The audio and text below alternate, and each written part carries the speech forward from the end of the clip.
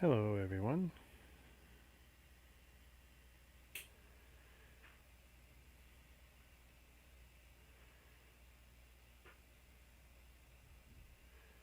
Just another moment.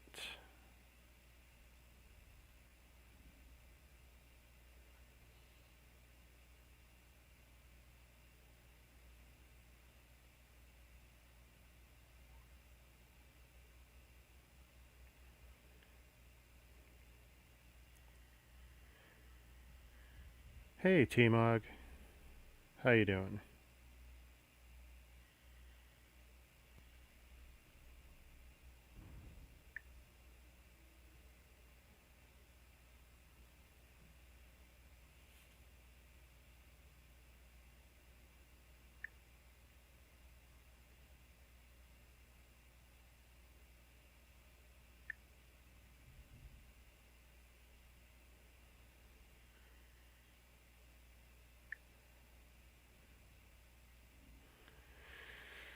And I just want to post a few other spots.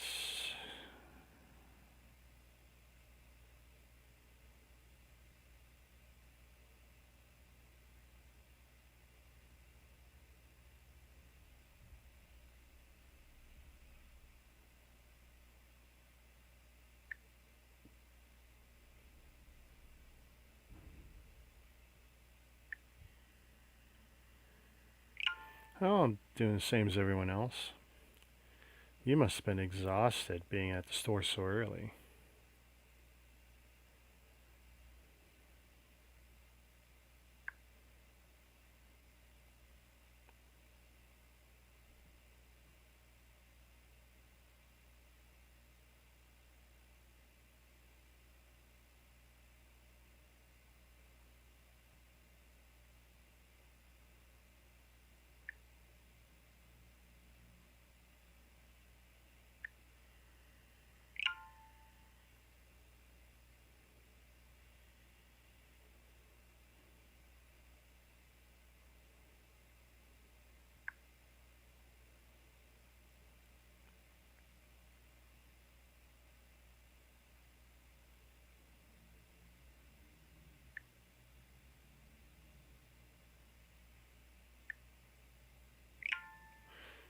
Alright, that's enough of me spamming the world.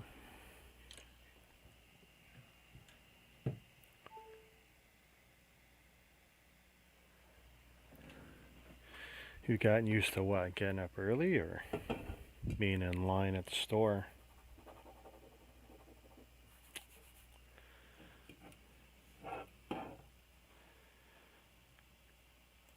Boom, boom. How do I like that? Boy, I don't know why it's so pixelated. Should be better than it is.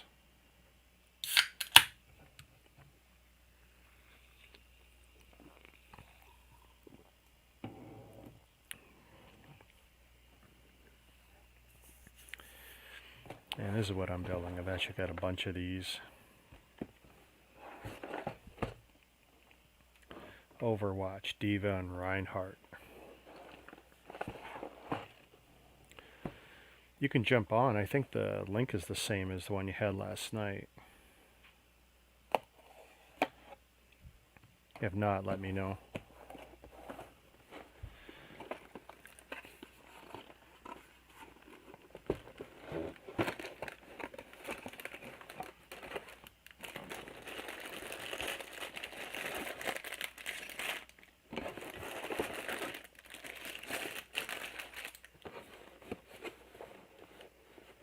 Oh, that's good.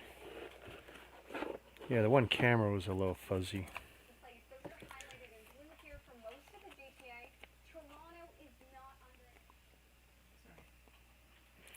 Look at all the pink stickers.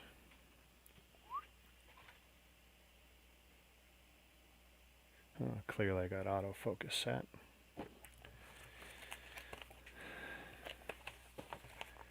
Oh, look, $2. Did they do one for each? Oh, look, they're so badly rolled again.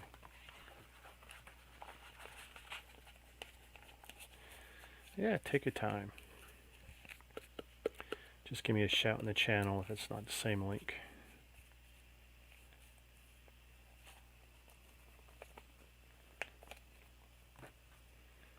I hate when the bucks are rolled. Yeah, it's not one for each. I thought they would have. See, that would have been nicer. Do $1 for each, and then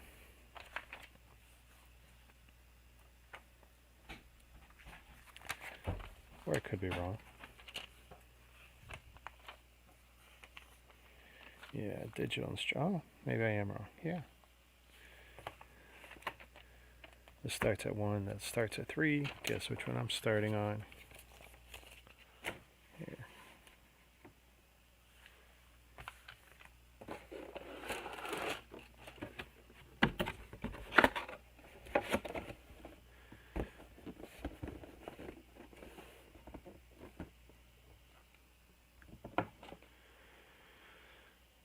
Oh, da, da, da, da, da, da, da. Here. Just in case someone doesn't have a clue.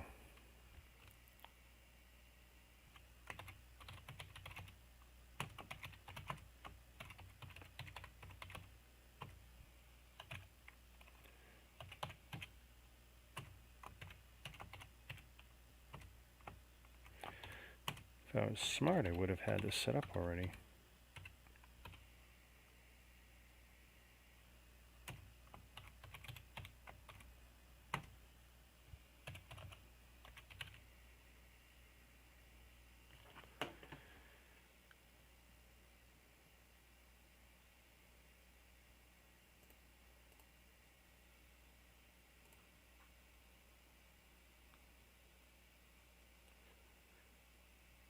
Alright, looks good.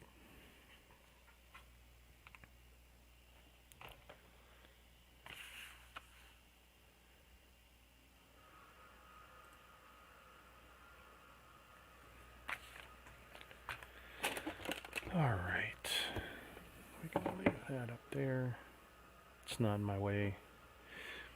Excuse me, it doesn't leave too many shadows. 3, 2, 1.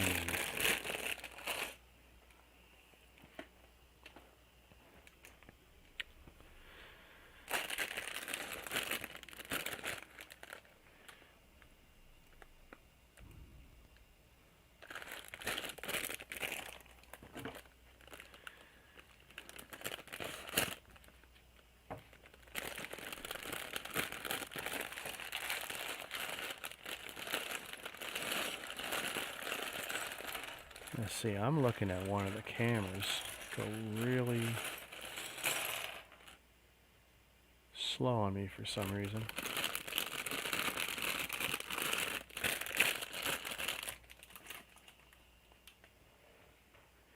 Yeah, my top down.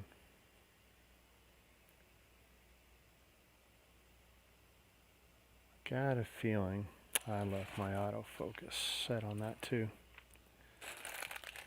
I find I get much better results when I turn them off. Cameras are doing less work.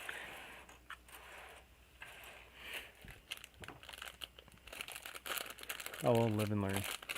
Next stream will be better than.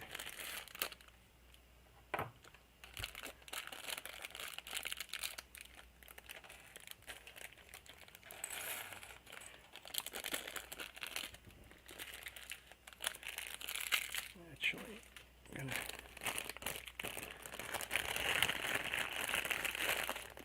I know that's one way to mess with the cameras. The shiny cellophane. Hey, Mama, how you doing?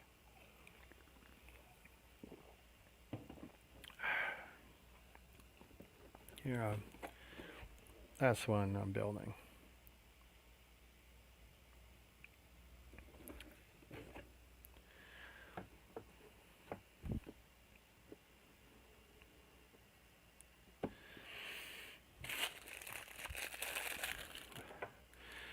Mama, the good news is you don't have to work if you hang around my stream. There's not a lot of troublemakers. Which works for me. You know, my wife's already made one set tonight. She's already ahead of me. What did she make tonight? She made that. What is it? No, there's no name on the front of it. Valentine's Bumblebee from, I think, last year. And I asked her, because I don't think she's done a brickhead, or at least not a regular one. And I said, did it have a brain? And she goes, what? I go, did it have a pink brick in the center? She goes, oh yeah, it had a pink brick. I go, okay, so it had a brain. She goes, yeah, I thought it was weird. The only one. Let's see, we got some minifig parts here. A part that looks like you can mistake it for Iron Man. It should be, yes.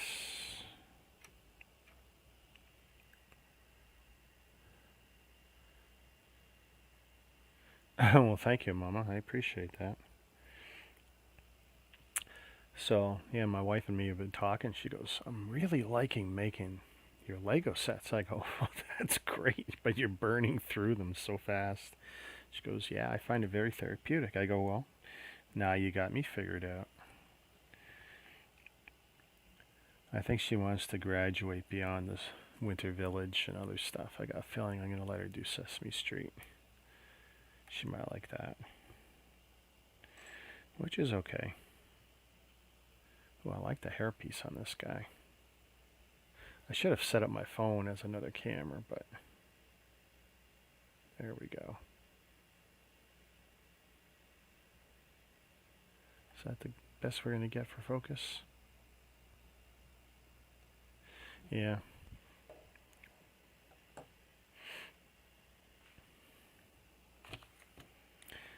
And he's got a wicked... Here, let's switch up the hairpiece for the helmet. What a great looking piece.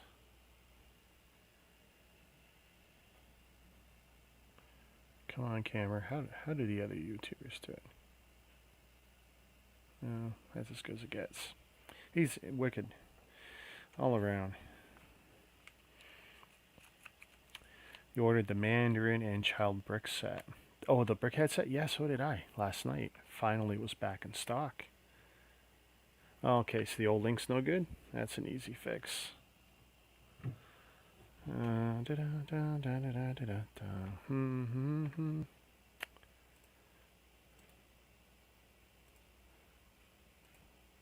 Let's see, I've got you on the Facebook now.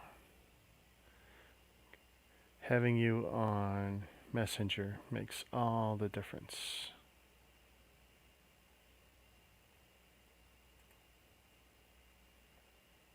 Come on, populate.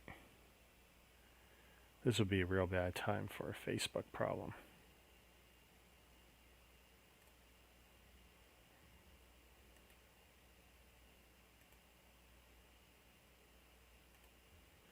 And it's off. Boom. But by the way, that's the background for my phone. I love that. Classic space.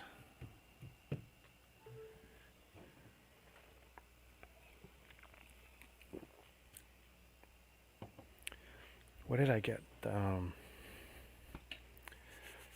not going to spoil it. This way I have something to talk about on new bricks next week. So you already know one I got, but I won't give away the big one. And give me a thumbs up if you're ready. Awesome. Shazam. Hello there. Hey. Well, I got to turn that down. I'm set loud. There we go. So, wow, you didn't get a lot of sleep, and then you were at the store for 6. And so, wait. So you waited 4 hours? Yeah, I didn't have to. And it would have been 5 had they waited till they were supposed to open. Yeah. Wow. That is something. I know a lot of people went to the stores, but you know what was shocking to me is, so I'm here in Toronto, and it's like, I'm pretty sure none of our stores were open. I don't know. Maybe they were. Hey, Corey. Welcome to the stream. Corey's hanging out on Facebook, I see. Oh, nice. Yeah, I'm getting both there, so that's good. That combined chat. If I had to open Yeah, up a browser for each, it'd be murder. true. So, what do you think of the? I was tweaking my layout. I got overlays. I got the new. I can't even. Wherever I'm pointing, it's all wrong because I got so many Yeah, cameras. yeah, it's all good. Yeah, it looks But great, I'd say. yeah, I was playing around, and it's like here. I'll show off a little bit. So depending on what I'm doing, I'll be able to swap out to any of these really cleanly, Right. and they overlay over whatever we're doing. So if we're like this, or see how it overlays clean? Yeah. Yeah, I mean, you're not seeing a lot of that with people using the software. I spent like 2 hours today figuring what I can and can't get away with. And Right. I'll tell you what's horrible, the branding. So where I put my logo at the top. Oh, let's not leave this on new bricks. Okay. Um, if, let's say I turn that overlay off, but if I want to put my branding on, look at the size of that. And that's what I had going last night. That's 200 Oh, by wow. 200. And if I use a smaller one, it upsizes it, so it upscales a smaller one. Huh. My normal logo is 1,000 by 1,000. It's high res for what it is, um, and it's like, oh, this is ridiculous with the software. But if I turn that off and stop using their branding and just go straight on with the overlay, much better. It's Right. like, so yeah, I really don't understand the way they do some things. I mean, clearly they're improving, and there'll be more improvements in the future. But True. yeah, it turned out pretty slick. I like it. Yeah, I looks just good. wish there was multiple overlays. Everything you see that doesn't belong to them is one overlay, and that's a shame because I can't break it up. I really would love to be able to turn them on dynamically, Okay. Yeah. which I can if I use that other software like Streamlabs or whatever. But then I don't have the integration of bringing you in so easy. Right. Although, check this out. It turns out Streamlabs does have something like this as a separate component called Melon. Huh. If I would have known that 5 minutes before I paid for this. But Yeah. I haven't tested it, and it's practically identical. So it's like, yeah, whatever. Yeah. I'll be fine for now. True. And I can see that my constant autofocus is going to drive me nuts. Yeah, you're trying to show off the Uh, minifigure and I'm just like, oh wow, it's that bad already. yeah, I mean, if I just move my hand a little, Yeah, yeah, just those little it's blip. I don't know. Sometimes it's going, sometimes it's not. Yeah. So yeah, if or oh yeah, if I shake the desk, it'll do it. I am able to use the Logitech software to lock that down, but there's a 50-50 chance it'll kill my cameras during the stream. And literally it'd be a 5 minute setup again. So it's like, because I tried it 3 different times, and if I did it during the stream to have independent control like Zoom, which I could with the Logitech software, it's what I was telling you where Windows doesn't want to let you do two things with the one camera, two Yeah, different pieces yeah. of software can, and it's like the drivers built into the Logitech stuff, like it works, but then it won't release it, and it's like then I ended up with three frozen frames. Like, no, I tweaked it; it was perfect. If I do all the tweaks beforehand, then it's great. So I spent 2 minutes with it, tweak beforehand. I on probably everything. Right. So okay, lesson learned. Growing pains. First full episode for the new year. So what do we want? Yeah. If that's my biggest problem, that's not so bad. Right. So, what did you get? Well, like I was saying, the whole reason I went is for this thing. So Right. Okay. glad I got that. First idea as promo. Can't wait to build that on stream when I come back, I guess, because surprisingly on the receipt it said it had a retail value of like $19.99. Right. So it's fitting, but it's a cool build. What else? Oh, this is right behind me. I got this as well, the Penguin Mario, because It's the most popular one out of the two. Oh, So nice. yeah, I actually kind of like it because it's got more pieces than the other power up packs. It's the one with the most pieces so far, so it's a little bit more bang for your buck, I feel. So at this So point, you've got them all now?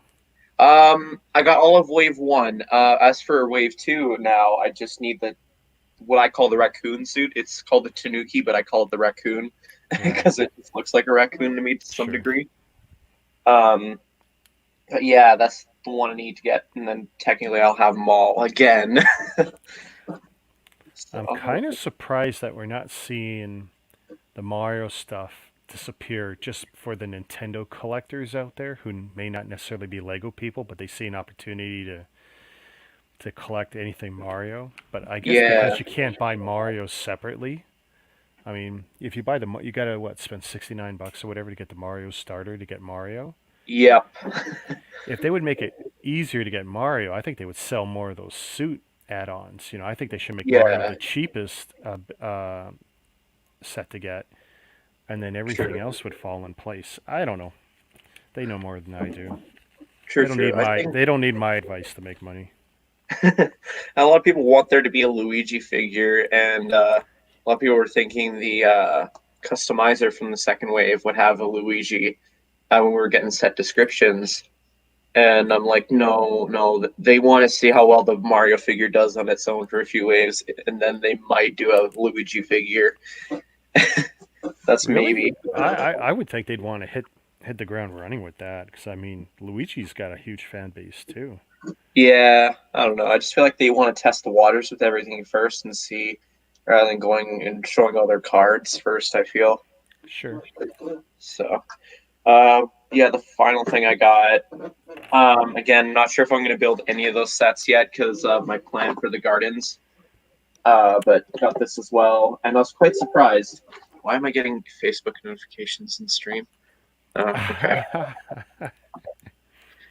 okay, but yeah, I was quite surprised because when I picked this up off the shelf, um, I was quite surprised at where the tabs to open up the box were. Like you'd think it's at the top right here and at the bottom. No, Right. it's actually on the sides of the box, Oh, and it's quite a tallish box. So I was quite surprised because like you're technically opening it like this, so it's yeah. weird. I don't know. I've seen some of the changes mid-year in some of the boxes, and I just scratch my head. I can't fathom how they decide one way or the other how a Yeah. box should be opened. Hey Corey, that's gimmick infringement, buddy. I'm the one and only.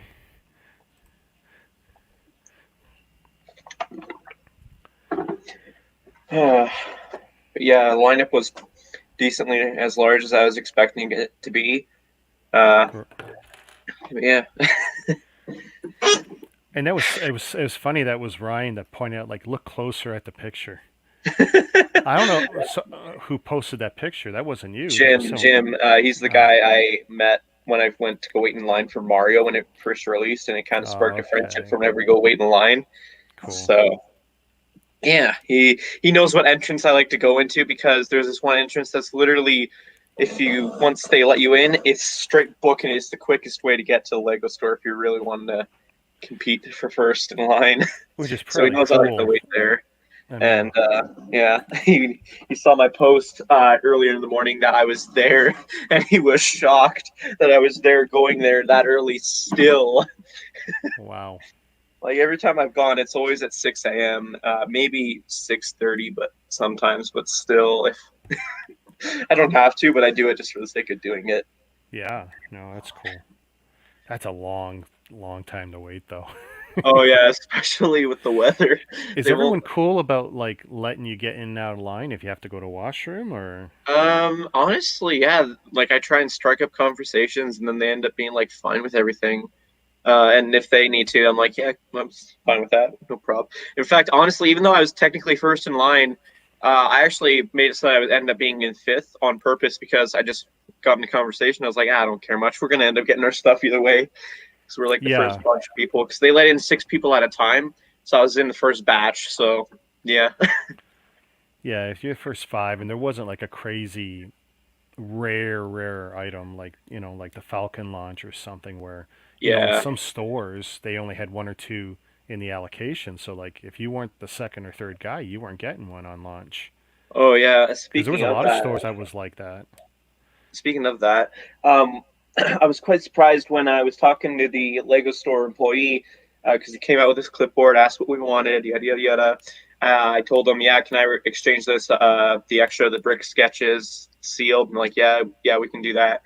And I told him I'm looking for this Ninjago set, and he's like, oh wow, yeah, we only got two in stock. And I was like, you're kidding? You got all these legacy sets that you can have a bunch of Ninjago fans hunting for, and you only got two. So yeah, consider myself kind of lucky, and I feel bad if I end up having to return it just so I can get the gardens, but I'll do it just so I can get the gardens. I'll do it.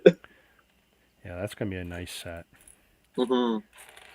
I just couldn't believe how hard it was to get online last night to shop. And it's like, Yeah. wow. It just goes to show that, even after the improvements they made, with the queuing system, they haven't fixed a lot of their key problems with their servers. Yeah. And it's like, where was the queuing system last night? Nowhere to be seen apparently. Hey, Corey, if you want to jump on, I didn't think you'd be up so late. But, family obligations and all. Yeah, I mean, like you were saying how you're surprised how I was still up. I mean, like I took a nap as soon as I got home after chatting with a few people because I was like, you know what, I just want to stay up late just to see what happens, and glad I did.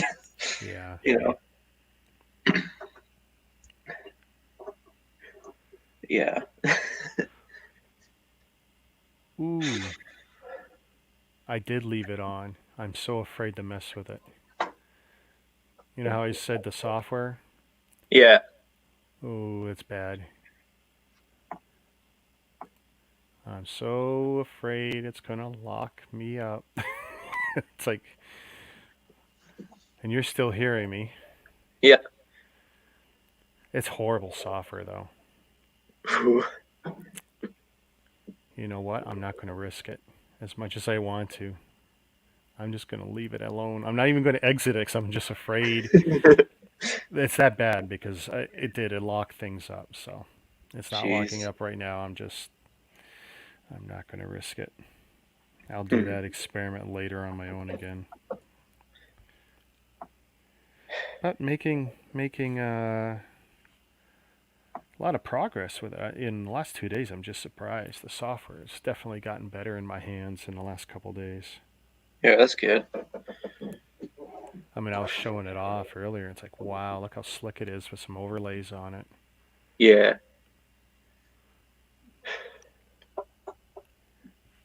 Really weird thing happened today. Like I woke up with 930, and then after I went to the Lego store, it started like rapidly increasing, at least for me. And then I went and had a nap, and it was at 963. Wake up, Okay. it's at 51. And I'm like, okay, that's weird. And then it starts climbing again, went up to 58. I refresh it, and then it's back down to 54. And I'm like, what's going on? Because I have no idea why that is. I'm wondering, is YouTube taking away the subscribers? Like, it's weird to me. There's so many reasons why it goes up and down. Yeah. I mean, they've got so many automated processes in place that if they see a lot of activity from a certain trunk of IPs together, they may assume someone's botting or someone's doing something, even though you may naturally have like a collection of IP, say in an apartment building or in a school or something that would be have a common base, Right. but they might view that as botting somehow. Huh. Yeah, because I told my friends, whatever you do, we're in the final countdown, so please, if you've made alt accounts, just get rid of them. I don't need them. I didn't need them to begin with, but thanks for that. I told them. Um, but like we're in the final showdown for me, and I just don't want to mess that up of having them thinking I'm like harvesting them, Yeah, quote unquote, illegally.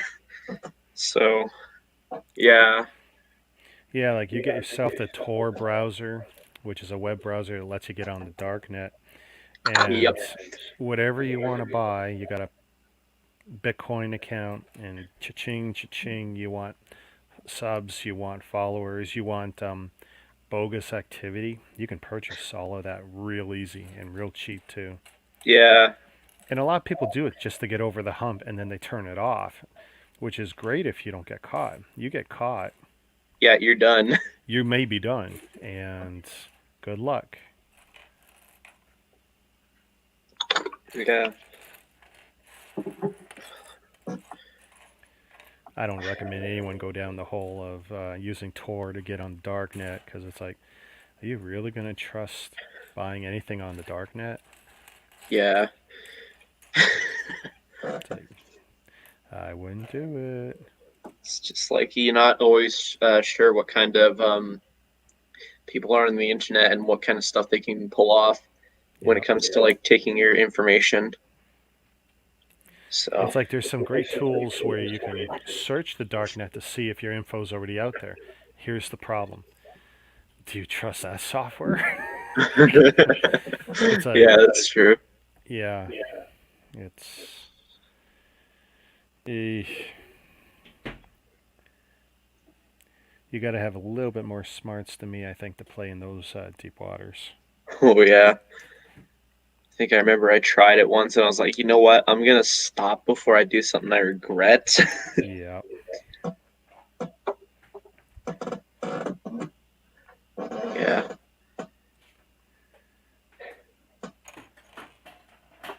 But yeah, a lot of people were in line just for the what was it? The police station, I think. That seemed to be a lot more popular than I thought it might be. I mean, I get it. It's a great set. Yeah, that and the Mando. They were also waiting for the Mandalorian Trouble on Tatooine. I'm like, that's gonna sell out like really fast. Yeah.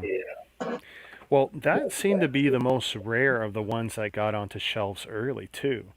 Yeah, Um, I don't know why,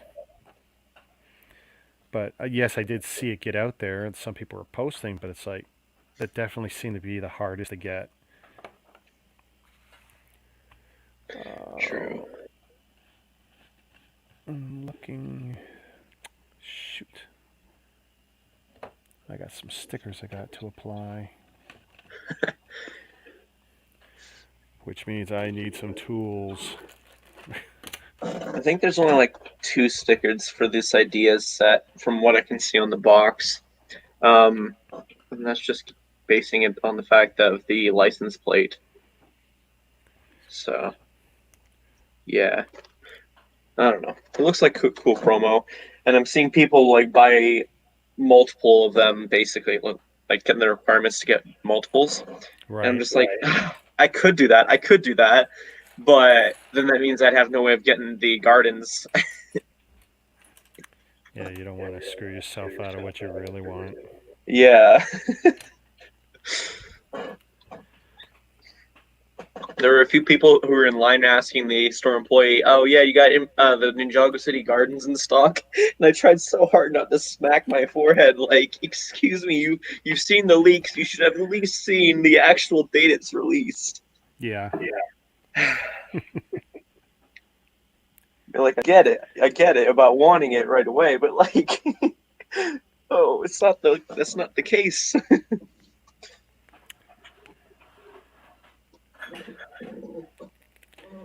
I'd love to get it, but I really don't.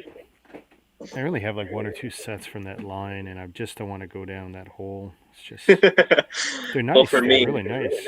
oh yeah. For me, I've been trying to get one Ninjago theme set from each season with the ninja and that uniform from that season, the collectible weapon or collectible thing, and one of the enemies. Like, I try to get a set with all those requirements because then that way it's somewhat cheaper than buying multiples Yeah. of the exact same wave. And there's one more I need, and then I'm technically caught up, and it's just the 2015 one. Like this one's based on season 5. I need basically one from season 5, basically, and then I have I a made a complete mistake. collection. What's the mistake? I put the sticker on backwards. Ooh. Now I haven't pressed it hard, Yeah. but it did go down. Oh. Brick Maniacs asking what I bought. So again, none of this is for sure going to be opened right away because I'm hoping to exchange this for gardens. But in case I am not able to, I got it for the promo. But first item is the Mario Power Up Pack of Penguins. Got that. And then the other thing I got was the Legacy Zane's Titan Mech. And that got me the Ideas vintage car. So, yeah. But yeah.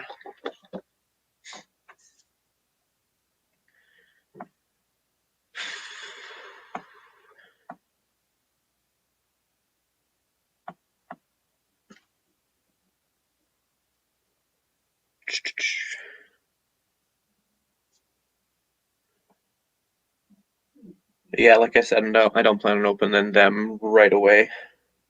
So, yeah. All right. Let's see if I can do some surgery now. Oh, you applied it to the point where you need to pull out the X-Acto knife? Yeah. Yeah. Well, worst comes to worst. Technically, I have a second set. Yeah, that's true. But I'd hate the reason for me to break it open is because I want a clean set of stickers. Yeah. I mean, like when I was building that Lego store grand opening set and I found out that I got the wrong hairpiece, I was like super tempted to crack open the other one just to look at the bags to see if that was the case with the other one. And I was like, no, let's not. Let's not. So here's the technique, by the way. So you use the X-Acto knife and as flat as possible. You just get it under the leading edge, and you keep breaking that glue seal. And Right. if you do it cleanly without pulling the label, and you keep going across, or at least enough till you can actually grab it. The problem is if you start yanking it, then you get that telltale line in the sticker. Right. This is small enough that in theory, I can keep just going across like this under the glue and breaking the glue. Right Right. now, there's no line at all. It looks pristine, and I'm just praying, like, can I keep going? Can I keep going? If it stops, or if I accidentally, here's the problem now, I got to extend this out. This is where the X-Acto helps, because you can extend it and keep going longer and longer. Right. And I just got to keep breaking that glue because it was just a slight surface touch. I didn't push it down all the way yet. Right. Oh, see, and it's resisting. It's like, no. I did this one night for about 4 minutes on one of my streams, and people were astonished because I had actually pushed it all the way down. And it was on some Chinese set where, of course, I was never going to see another replacement sticker. And it was Right. actually on a unique molded part that had studs around it, so I didn't even have clearance around it. So it was kind of a Hail Mary. I really hate putting stickers on a curved piece because, like, it was 50-50, and see, I could put it on the wrong way. Yeah. On a nice square tile or rectangle, it's great. You can't screw it up, but on a part like this where I should be paying more attention, Yeah. That makes sense. and of course, I'm also trying not to score the piece. Common mistake. Hmm. I'm almost 3/4 of the way, and there's not a single mark on the label. I'm wondering if I should call my Lego store tomorrow and ask how many of the vintage car promo they have left, just to see if I was right about my theory. Do you think they would tell you? Yeah, I've called in the past asking if they have a certain promo left in stock, like the day after, and they're like, "Yeah, they really tell me, yeah, we got stock, or yeah, we got limited stock, or no, we've sold out." Okay. This is the one of three answers they normally give me. So So look at that. Clean lift.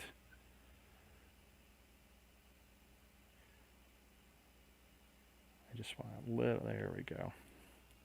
I am luckier than I deserve. There, I can see some of the residues definitely left on the element, but that's okay. Yeah. Now I just gotta hope that I can get it on reasonably straight. Perfect. Lucky. All right, pay attention, dum dum. It was only as I was. That's why you have two of these, just for that, so I can get under a label. I don't use these normally. That's why they're usually very clean edged. Right. Because that's not the same kind of X-Acto I use for work. I use that big, heavy, 2-inch thick one. Yeah. That's literally just for stickers. Surgery is success. Yes. Hey, aren't you tending the missus?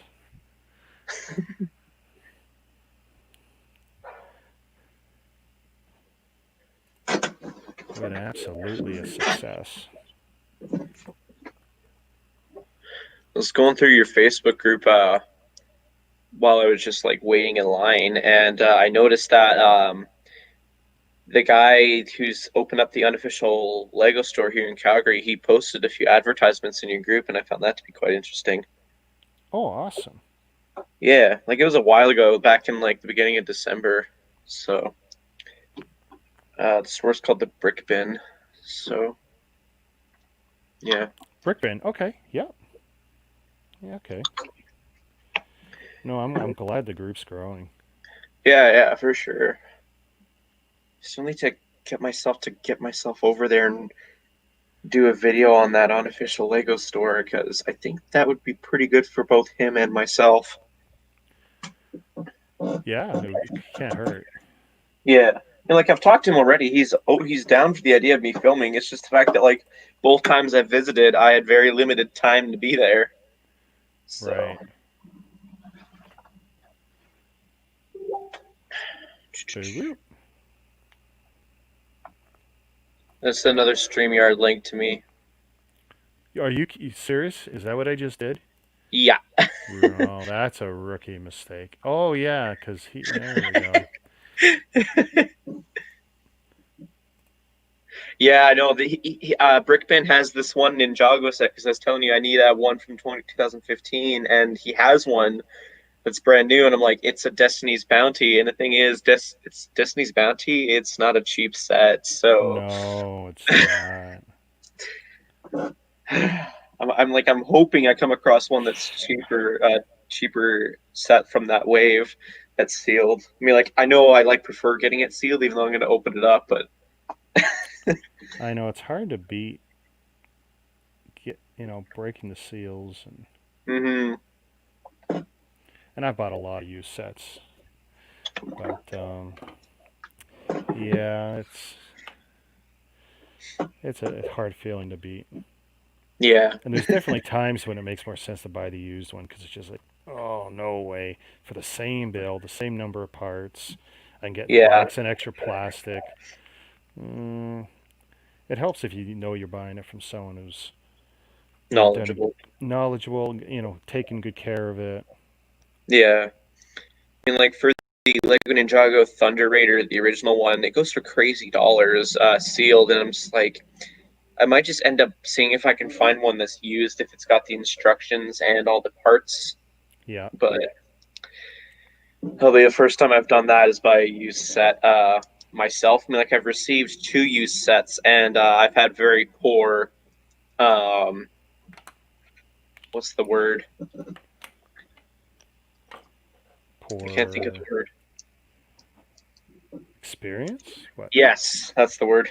Experiences, very poor experiences with both of those sets. The first one, my mom was at a thrift store and she knew I was into Lego Star Wars, especially the Clone Wars related ones. And she found the General Grievous Starfighter, and they said on the box it didn't come with the minifigures, like it wasn't included because it was Okay. used. So I was like, okay, how much is it? And I think she said it was for like $30, and I'm like, okay, so it retailed for this number, which I can't remember right now, and it's worth that much uh, with all the parts. And if it's sealed, I'm just like, yeah, okay, let's get it. assuming on the fact that it's just missing the minifigures. And I get it, and I dump out all the stuff, and I start to build it, and then I realize, okay, it's not only missing just the minifigures, we're missing an entire bag's worth of parts, and then another half of a bag, and some of the parts I can't even get replaced anymore, and I'm just like, okay, that's not Ouch. okay. You know, some Um, people skate by and they never have a bad experience, and their luck is always, always comes up roses. And then yeah. the rest of us, it's like, oh, no.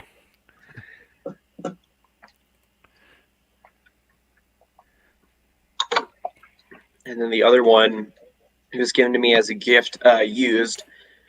They didn't know the condition. They just knew that it was being donated from a friend of theirs. So they gave it to my mom, who gave it to me as a gift.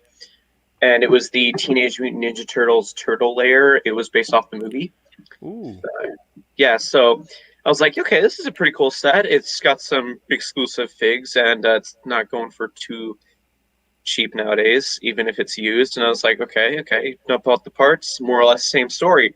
You got one or two minifigures that are complete, and the rest have either chewed up necks, missing torsos, missing heads, missing exclusive stuff, and then like 25% of the build that keeps up the structure, like the pieces that hold up the structure, that's what's missing. And I'm just like, okay.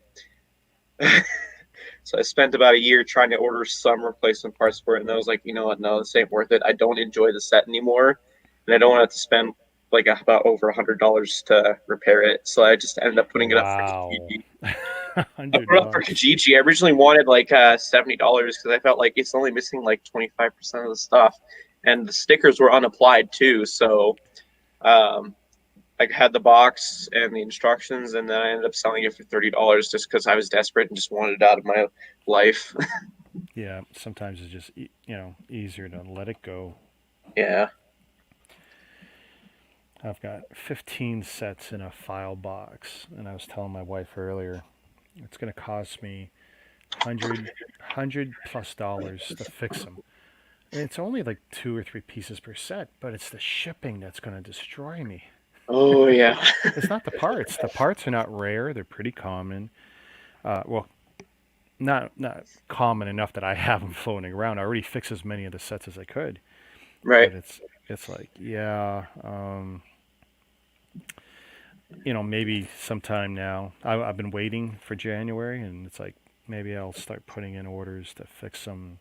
Because just having them in the file box, it just bothers me. I keep looking at it. It's like, because I've already printed out all the bricklink lists of what's missing. It would take me 5 minutes to key it in, and then the waiting game for the packages. But it's like, I think the last time I tried, it would have been about 5 different stores to Okay. fix 15 sets, which is kind Jeez. of ridiculous. And it's not a lot of parts, and the shipping would destroy me. I think that's another reason why I don't even bother hunting down the parts I need. Because for the General Grievous Starfighter, I just need the minifigures and then like 5 pieces, and then I've more or less rebuilt it. And the thing is, I don't want to have to spend it online because I know the shipping is going to be crazy if the figures are decently cheap. And so I've just been like, okay, just check Kijiji consistently and see if my luck is good. Because I remember I got the original Imperial Dropship, I think is what it's called. They Right. made the 20th anniversary remake of it. I own the original, and it was used, and it was just missing the Shadow Trooper's helmet. And so just finding that helmet, it was a pain in the butt until finally somebody was selling their Star Wars minifigures. I was like, okay, how much you want for the Shadow Trooper minifigure? $5? Okay, when can I meet you? Yeah. So really happy to complete that set. It's nice when it falls together like that. I got lucky Mhm. once or twice with Kijiji where it's like, okay, I needed a lot of stuff, and one was a bulk lot, and then another was a set that was incomplete, and it was so cheap that it was worth it to buy it as is, and it fixed the problems I had with my existing set. So it's like, sometimes you Yeah, just get lucky. true. Not often enough, but yeah, sometimes it works.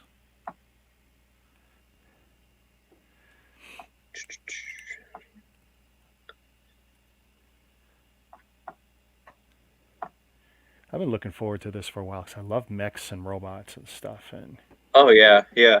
I got even quite a even though collection one of is those pink, too. you know, Yeah. even though one is pink, it's like yeah.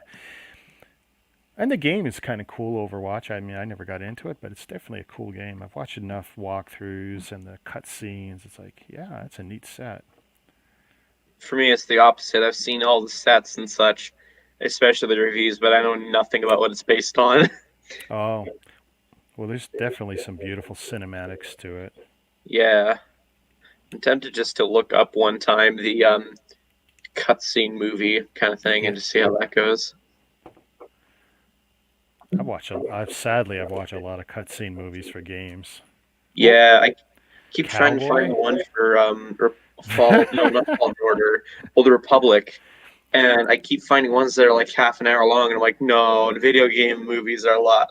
Cutscene movies are a lot longer than half an hour usually. So Watch this. All right, Shazam. And boom. hello there. Well, actually, the Hey, names aren't showing up because I turned the names off. But It's all good. let's see. Whoa, whoa. No, that's wrong. whoa. Wrong, wrong. Whoop. What did I do? Where did they put it? Nope. Nope. Nope. Oh, way down there. What? I mean, they're so dumb. There we go. Everyone's got a name now. Oh, look, yours is covered. Or I Oh, could that's do just all for its this. count. Baby. Because he wrote cowboy, and I go, who is cowboy? You can change that easy enough. Yeah, So, how Here, are you guys tonight? Oh, yeah, good. pretty good. How are you? Yeah. Busy day? Yeah. No, not for No. me. For T-Mog, yeah. Not for me. Very, very chill. Yeah, you're up and at 'em pretty early. Yeah, I mean, like I was up, so I told my dad, "Okay, are you able to give me a ride?" Yeah, okay. I go to bed, like after setting my alarm, and I wake up and I'm like, "Okay, Dad, what's going on?" Is what I message him, and he just doesn't reply. So I'm like, "Oh, great, did he just forget?" So he ended up forgetting, and I was like, "Okay." I was like ready to walk out the door, and he's like, "Oh wait, no, I'll drive you," and I was like, "Okay, fine." So it was nice to do, but yeah, That reminds me, I gotta get my daughter the driver's handbook. oh yeah. Yeah, that's coming. My parents keep telling me I should try that, and I'm like, well, what if I don't want to because I'm like paranoid about how all this other stuff on the news, whatever, icy roads. I don't know. I mean, there's absolutely a place, for people who, if they're not comfortable, maybe they shouldn't be forced to drive. But Yeah, you know what? Once you do it, you'll feel better. true. She's going to be starting driver's ed. That's a good question. Basically, my wife taught me how to. So my wife did Young Drivers of Canada, did all the pro education stuff, and it was a good course she went through, but very expensive. I basically knew everything. I'm a truck driver's son, but basically she took me out. We did a few sessions, and then I did my test and aced it. So I don't know. Uh, Maybe we should put her through a proper program, or we just let my wife train her. I don't know. I know some of my classmates in high school, they did driver's ed. I know myself and a few others. Basically, the farm kids pretty much didn't because we were more or less learned on the farm kind of Yeah, thing. yeah. I just challenged it myself. Yeah, I think in my daughter's case, she would definitely benefit for some proper classes. I know I don't think she could handle it if she just got in a car with me. I don't think I Yeah. would. I don't think I'd be a good teacher. I mean, it's one thing when I'm in a warehouse and I'm cursing at guys on overhead pickers or reach trucks or walkies or whatever. Even pump trucks, hand trucks, pump, pump, pump with the skids. It's like I get so impatient with guys. I go, just give me that. Not the best teacher, I guess. I mean, they learn eventually. Shame will do that. Shame will do that to you. Oh, this is pretty cool. I'm liking this so far.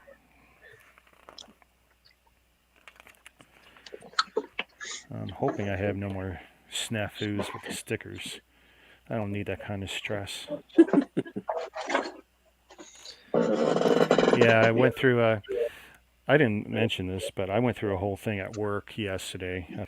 Apparently, I have anger issues. I was convinced I was getting fired. Because I spoke out and then I wouldn't shut up during the COVID meeting at work. I probably shouldn't even be saying this, but what the hell? Yeah, they said, well, we scheduled you for a meeting with HR, and it's like, oh, okay, that can't be good. Yeah, so long story short, I got anger issues, and for the next few weeks, there'll be a little meeting each week, and we will see how I do. Yeah. Yeah. I basically called bullshit on some of the things they were saying in the meeting, and I have no filter. And usually I get away with that, and I think someone decided that's not going to work anymore. That's okay. Actually, I'll tell you the truth. It was good. It was good. Sometimes, yeah. And you know what? I can respect being put in my place. I can. Yeah. What I don't respect is people with authority who are afraid to use it.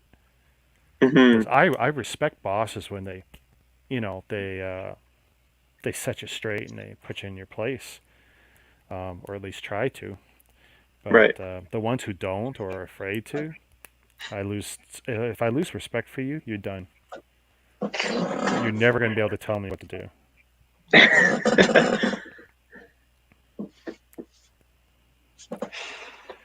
But yeah, that was my Thursday.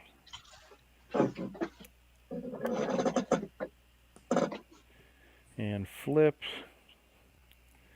So yeah, Ryan, we'll do Bastion on another day when it's good for you. Yeah, for sure. It's not going anywhere. And it gave me an excuse to do this because the truth is I've been wanting to do this forever. I think it's great to have a set that's got two opposing figures or whatever. Good guy, bad guy, whatever. This is the way a lot of sets should be. So you have something to play with. Yeah. I mean, I think a lot of how cool would it be if they gave you for $100 the TIE Fighter and the X-Wing instead of $120 separately? I mean, I think they would make it back on quantity, I can see that being a Costco exclusive, honestly. Oh, that'd be cool, right? Toys R Us exclusive, Costco. I mean, it'd Do be they a still little make Toys R Us bigger. exclusives? That kind of fizzled out in the last year. I mean, Yeah. we didn't really have Bricktober. They had some make and take kind of stuff for Bricktovers, but Really? the nice Bricktober stuff like this, those days are done. They're done. There's a few Ninjago ones I want because also I'm trying to get all the Elemental Masters as well, and there's one from the Bricktober packs that's exclusive. Oh, I didn't know that. See, I just buy them. I didn't pay attention to what was in them because I figured, well, I can get all four from this guy, and because I could never get to a Toys R Us early morning because it was always like a Friday morning, and it's like, no, I work. But when these were out, Friday morning was a work day for me. Not now, but now they don't have them. It's like, great. Yeah. But yeah, those people who get in line and they get their hands on them early and buy them all up, and then they flip them to the rest of us. Kids never saw them. That's what kills me. The kids never got these things. Yeah. I feel like that's becoming more and more of a thing where just no kids get their hands on it unless they start learning to show up really early. I remember waiting in line for when Mario came out.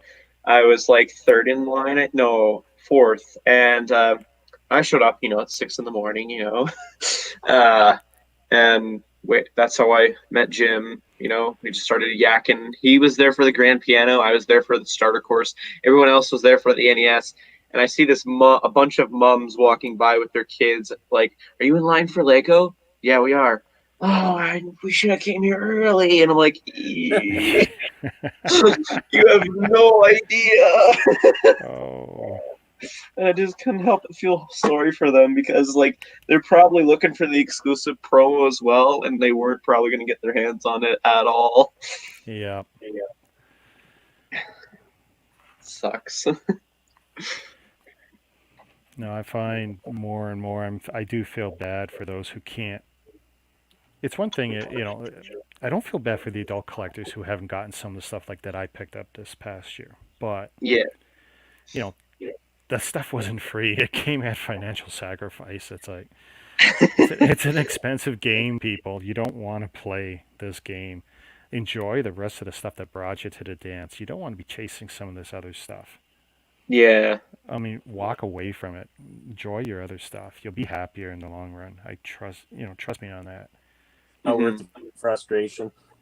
Yeah. Oh, and just the frustration with dealing with like the stuff that I was getting coming across the border.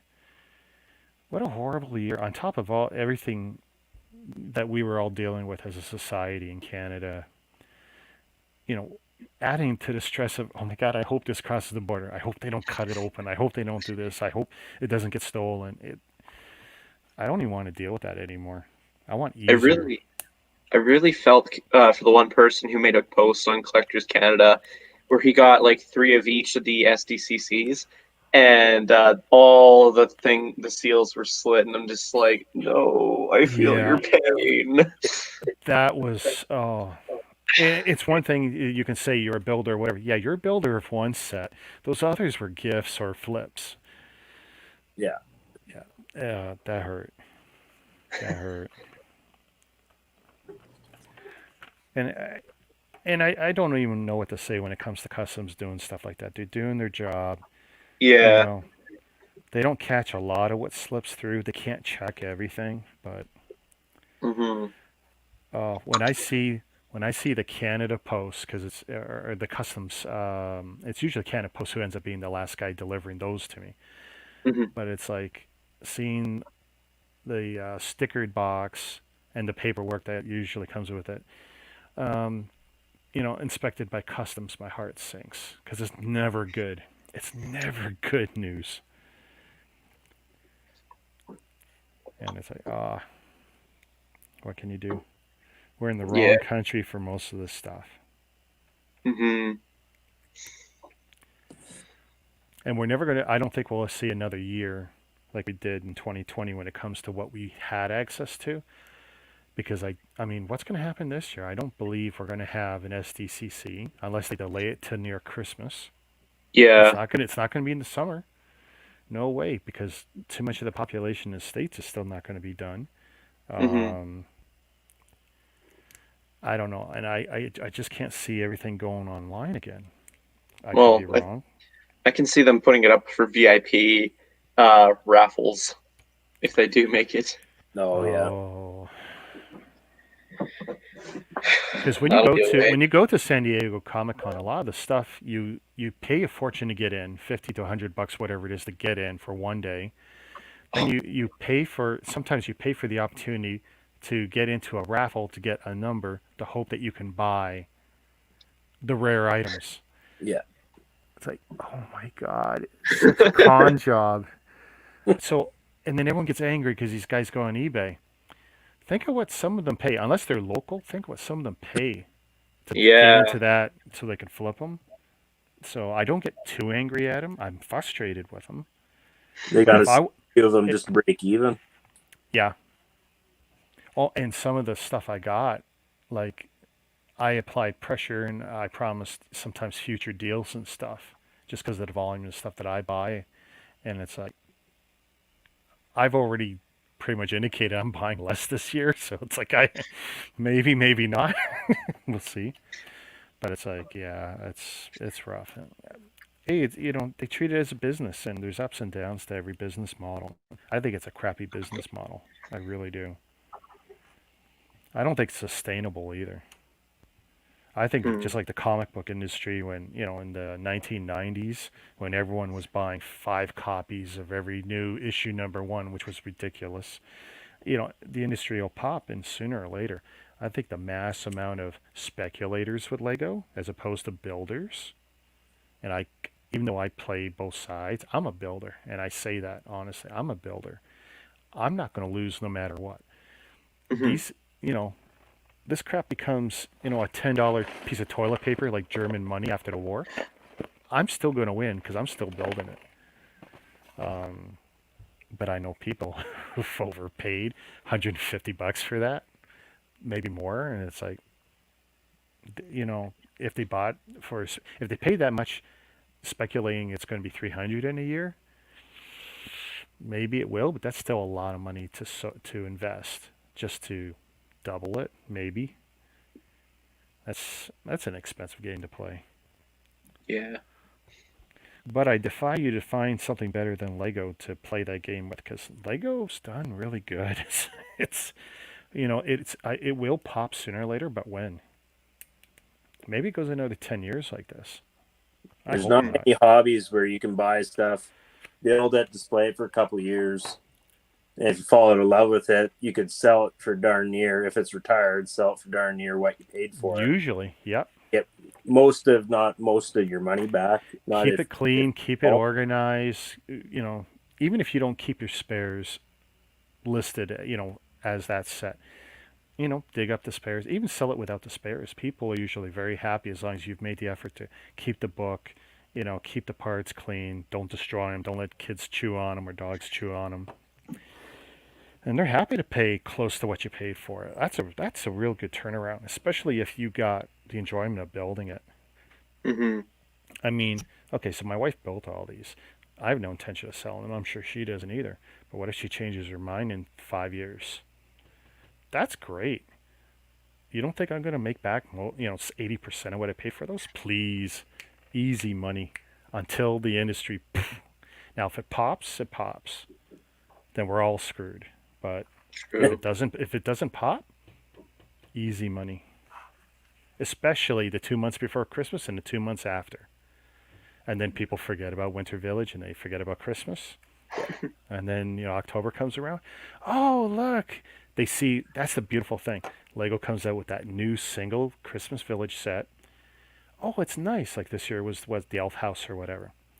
And then Yeah. people see it and they're like, okay, it's 100 whatever dollars, and that's nice, but what else do they have? And then they see the last 10 years of sets. And it's like, oh, a Christmas train and a Christmas station and a fire station that's Christmas Village themed. It's like, cha-ching, yeah, cha-ching, cha-ching. Honestly, those sets, some of the best investments you can make in Lego. Because within 1 year, sealed, some of them have gone up 100%.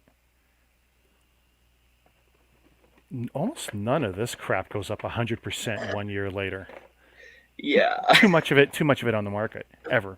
I mean, that's the thing. You buy a licensed set, it's so overproduced, it's ridiculous. This is produced in good quantities, but not the same. And a lot of the stuff that you buy from Lego Direct isn't sold in Toys R Us or Walmart, or at least not immediately. So it doesn't have that distribution. It Hmm. comes, it goes, and it's gone. So good investments, even if you don't like the theme. Thinking I might have to try that for this year if I can. I mean, hey, play the game. Take $300. Just it's not a lot of money, no, not for most people.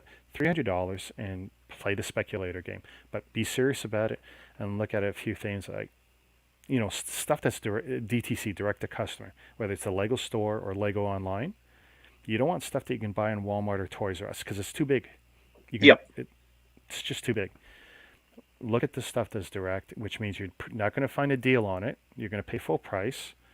Maybe use points, use whatever to help bring that down, and then you chuck that away for 2 years. You'll make money on it. Not necessarily the smaller ones, unless they were the gift with purchase stuff. Yeah, Purchase, great. yeah. If it's the $15 buy it off the shelf at Lego, gift with purchase, nice with low branding, great.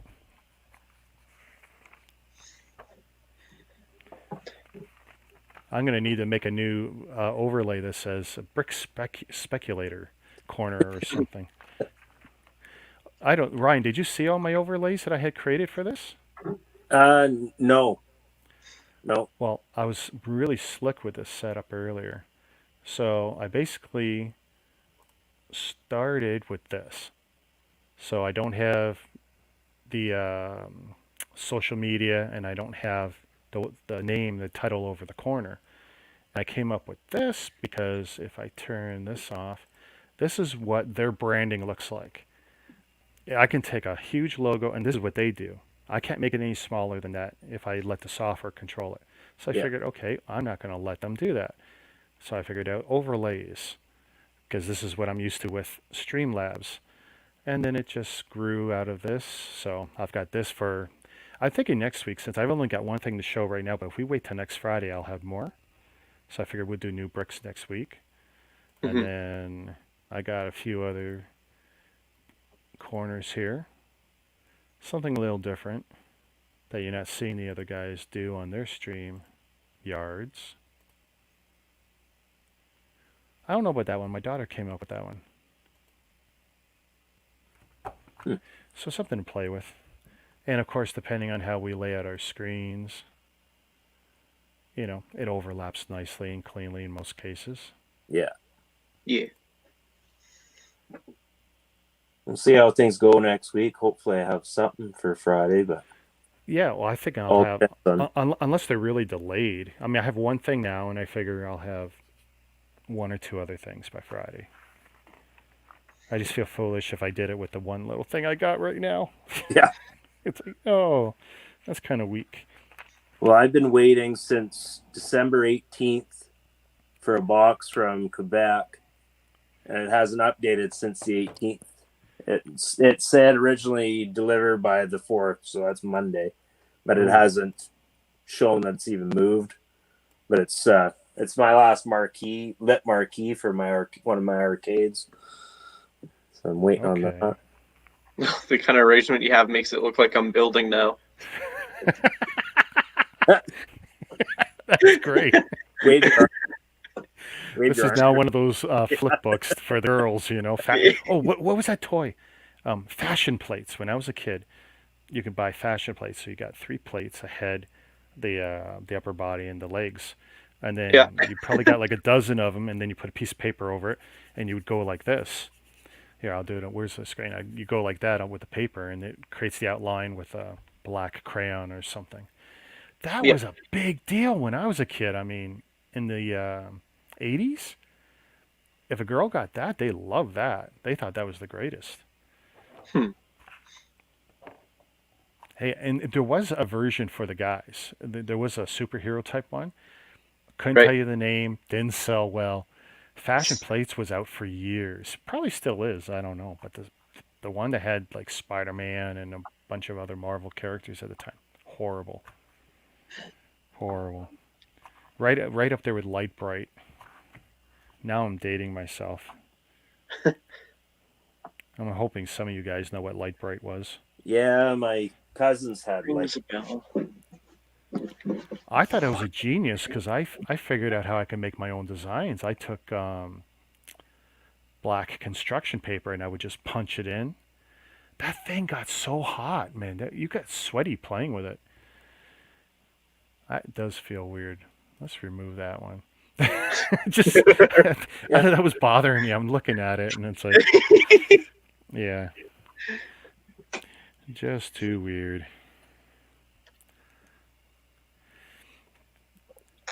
It's nice showing off the extra cameras, but I don't need to have them going all the time. Yeah. It doesn't turn them off though. Huh. You working on any projects there, Jacob? I've already caught up on as far as I can do for my 1,000 subscriber special if I reach that. I don't really have any Lego that I can open. right away. I mean, like all I have is the magazines and then the three sets because, like I said, I might want to return them Oh yeah. in exchange for payment towards the Ninjago City Gardens. The only reason I went in line so early is so that I can get the sets that I need in case if I don't get enough money to do that, Yeah. and then that way I get the promo guaranteed. So, yeah. Pro tip: LCD screen cleaner. If your hands are too sweaty, I just realized that's like I'm about to sticker and I'm looking and I don't know if you can see it, but it's like no, it's not showing up in the light. No, it's not going to show up. But it's like, yeah, if I put a sticker there, I'm going to regret it. So, going to clean them off. Because that stuff is pretty much the safest cleaning solution you're ever going to find, eh? Right. The stuff for LCD. Because most of your LCDs are organic and they're porous, and you don't want to be using a lot of chemicals on your monitors or whatever, or your TV screens. So, usually it's very safe. Right. And I am dying under all these lights, and this is still only like half the lights I used to use. I mean, Ryan will tell you, it was a blazing sun. I used to have three of those 6500s, and I'm looking at it now, and I don't know how I survived having three of them on. Well, they drew the bugs in. Ryan remembers the green bugs that would come in. Oh yeah. Because if I had the balcony door open in the summer, which I desperately needed to, because if I had the AC on, you couldn't hear me. So it's like, okay, no AC, had the door open, had the screen shut, but it's like they still come in and they're drawn to the light. Yeah, you'd have And, aphids be crawling across the camera. and then they hit the lamp, and then they'd be, what's that? Oh, that's nothing we want to see here. Yeah, and I still don't know how I'm going to deal with that. Maybe have a bug zapper hanging over there. Whole stream you hear zap. Zap. My warehouse, we still have these big industrial zappers because even though we didn't have raw food or anything, the warehouse I'm in now used to have plenty of food, dog food, whatever. Stuff breaks open, draws bugs. What do you want? So every once in a while, I'm going across the dock on the opposite side of the one I tend to be on most in outbound. So I go over to inbound and you hear zap, zap, and it scares me because I'm not used to these 8-foot high zappers in the loading doors, between the loading doors, zapping the bugs, and they're still coming in, right? Something else. Unique experience for me, I guess. Mm-hmm. You don't see that in every warehouse, that's for sure. Read that way. So, yeah, I'll show you what wifey built today. She's burning through my Lego, guys. Yeah. And I haven't done the pictures and stuff yet. I tell you, the backlog on Snups, that's going to get a major revision this weekend. That number is coming down. So this is the one. That's the one she did. Yeah. The Valentine's brickhead. Pretty cool. But yeah, she's just burning through them. That's okay. She's going to like the next one I got. She's probably going to claim that too. Let's see. I'm curious to see how long it takes for like bricks and pieces orders and stuff to come right now. Well, soon. Why? Were you able to get any in? Any I orders ordered beginning of last week. I placed a pick a brick online order and a bricks and pieces order. Right. Right. So I got a couple projects. January is bad time for parts from Lego. They usually block it out into February. Yeah, well, that's why I figured I better get the order in. Otherwise, I'll be waiting a while to start up again. Yeah, if you got the order in, you're good. Yeah, it all says in warehouse, so it's that part of it's good. But wonder how soon freight will start catching up. I don't think it's as bad as some people think. I mean, it's never going to be as good as it once was without having the commercial flight industry back to 100%. because so much stuff came in the underbellies. But it is getting better. Even just the like inter-Canada stuff. I know it's still fairly slow right now, but I would think in another week or so it should start to catch up again. You'd think. Yeah. I'm just trying to think of how bad things were for me yesterday at the warehouse. Like you guys are catching up with Last your night. orders now, eh? Yeah, well, when I left yesterday, we were on the 31st by the end of the day. Now, we were on the 31st, but those weren't leaving the building. They'll Yeah. leave Saturday because we had no one there today. But you But we guys were definitely made a. Well, we had 4 shifts going, and you then guys were 4 to we. 5 days behind there for a while, weren't you? Yes, yeah. Yeah. My building wasn't as bad as the other one, but yeah.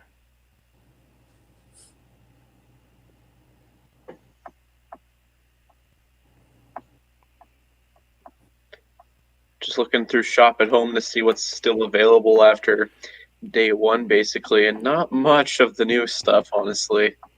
Yeah, Oh, there's not left. what about the flowers? Are they there or are they gone now? What theme is that under?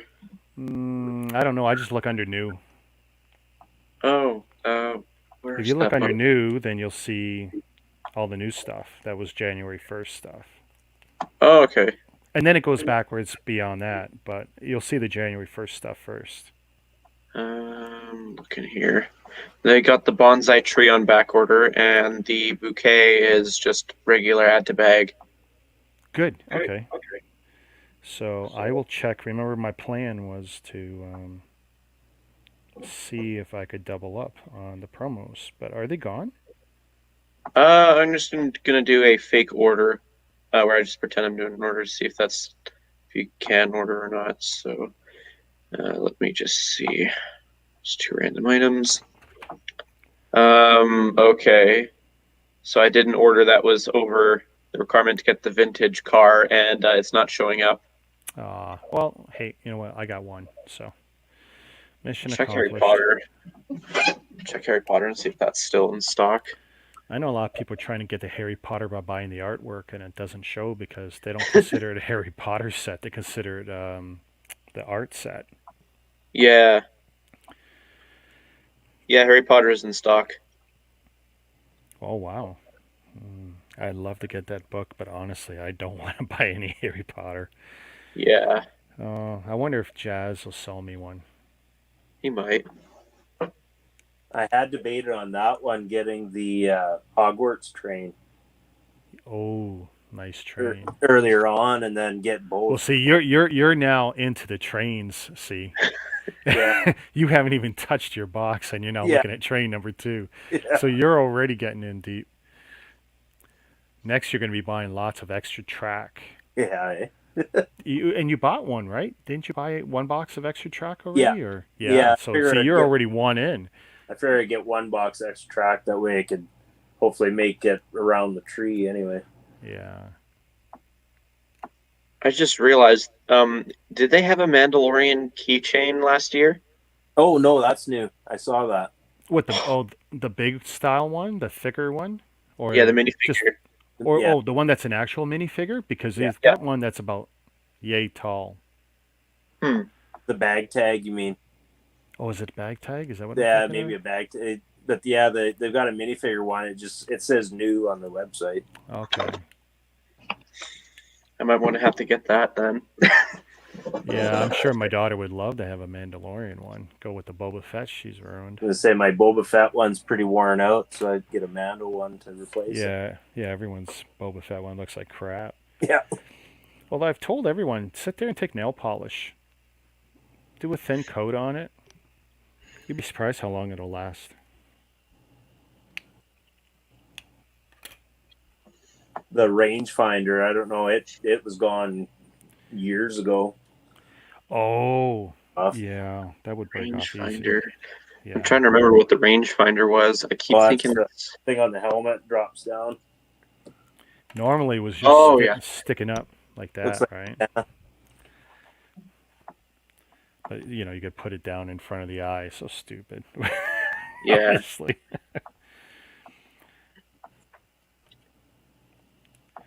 Oh, look, it makes like an Iron Sheik boot for those who know who the Iron Sheik was.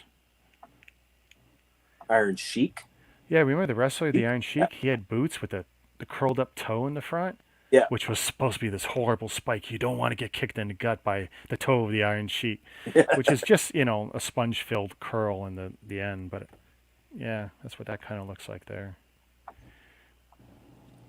I've seen so much like classic wrestling clips and stuff in the last week. I'm just loving it. Are you familiar with who Brody Lee was? That one doesn't ring a bell, no. Okay, so he's not classic by any means. Last 5 years he's been wrestling. Recently, in the last year for AEW, he passed away. I'm pretty sure it's because of COVID. Because he didn't do the last month and a half of tapings for AEW for serious lung and something infections. Read between the lines, right? Great wrestler. Very underutilized in his WWE time, and he got a really good chance in AEW, but very sudden passing. And Oh, really? the whole wrestling world, all these wrestlers and companies, they're all putting out these promos of stuff he did when that guy worked for their company, and everyone's got nothing but good things to say about this guy. Yeah. Just wow, huge outpouring of support. And of course, you feel bad for the wife and the two kids he's leaving behind. So sudden. Yeah, I haven't followed wrestling since probably early 2000s. That's when I kind of quit watching it. But Well, it's I been was from like late horrible 80s, for so straight long. to the 90s. You're not missing much. Yeah, no, it totally just like this isn't anymore. I mean, when it starts back up, you get a chance to take your son. It is a great show. It is so much fun, especially the WWE. They'll give you a good show. Yeah. Especially if you can see it in a mid to large size arena. It is an amazing show. It's not going to be cheap, but you're going to love it. Do it once for the kid, and that's it. But they all put on good shows. Even the small indies, if they ever come to your town. Ring of Honor used to come to Toronto. So we had, when I was on the Rogers account, my buddy Billy, he's a big sports guy, but him and me together, we'd go to wrestling shows. We didn't go to the WWE shows. They're too expensive. And we'd watch that all on TV. But we'd watch the indies come to town. So Ring of Honor and other smaller operations. New Japan when they came up here once. And it was great because I could get ringside seats for what, a cheap seat in the WWE would have cost. And I would get first 3 rows. And by the way, first 3 rows is the only way to see any wrestling event. So to be that close, oh, it's amazing. And then you hang around afterwards. See, with the indie shows, they're small arenas, small hockey places. AAA, AA level kind of arenas. Yeah. And you go hang around the back, and it's four large tandem trucks for all their ring gear and stuff, and you hang around and you watch the wrestlers come out. And I'm not an autograph guy. I just wanted to say, great show, this and that. I'm not out there to touch or handshake anybody. I'm not a touchy-feely, creepy guy. My buddy, though, man, he was all about the handshakes, the signatures, get stuff autographed, the toys. He'd come with pictures, and he goes, "Oh, can you sign this?" It's like, they just want to go home. They're in a weird town, and us weirdos are hanging around at 1 a.m. The show ended at midnight, right? And we waited an hour just so we could see them. And it's like, but some of the wrestlers are really cool about it because they know this is how you build your fan base. You spend that 10 minutes after the show and talk to the kid or the father or whatever. Great experience, though. I recommend it for everyone at least once. Yeah, I shouldn't say that. They had, like, back, you remember, like, Maple Leaf Wrestling back in, like, the 80s? It was in Harton, like, the town I went to high school in, like, small town, like, 600 people. They had some wrestling matches at the rink there. Like I say, I was like 9 or 10. That was probably the last time I'd been to wrestling. But I think I'm trying to think. Like, I met Brock Lesnar. Really? And actually, his wife and kids were in the store too. That was probably 3 or 4 years ago. Do you know the story of his wife? His wife, it's Sable. Yeah. Yeah, no kid. Yeah. She's That was very messy. she's not hard Basic. to look at. That's No, for, and she still looks pretty good. oh yeah, But she does. so Mark Marrow, who was the first husband, Yeah, so they came in as a package deal, signed out of WCW, and they were really hot on Mark Marrow's original gimmick, which was Johnny B. Bad in WCW. yeah, Now, of course, they couldn't call him that, so they came up with a new gimmick, and it never took off in a WWE, WWF at that time. But Sable, oh my God, Vince McMahon latched on to Sable and saw yeah, money in her. He almost completely ignored him.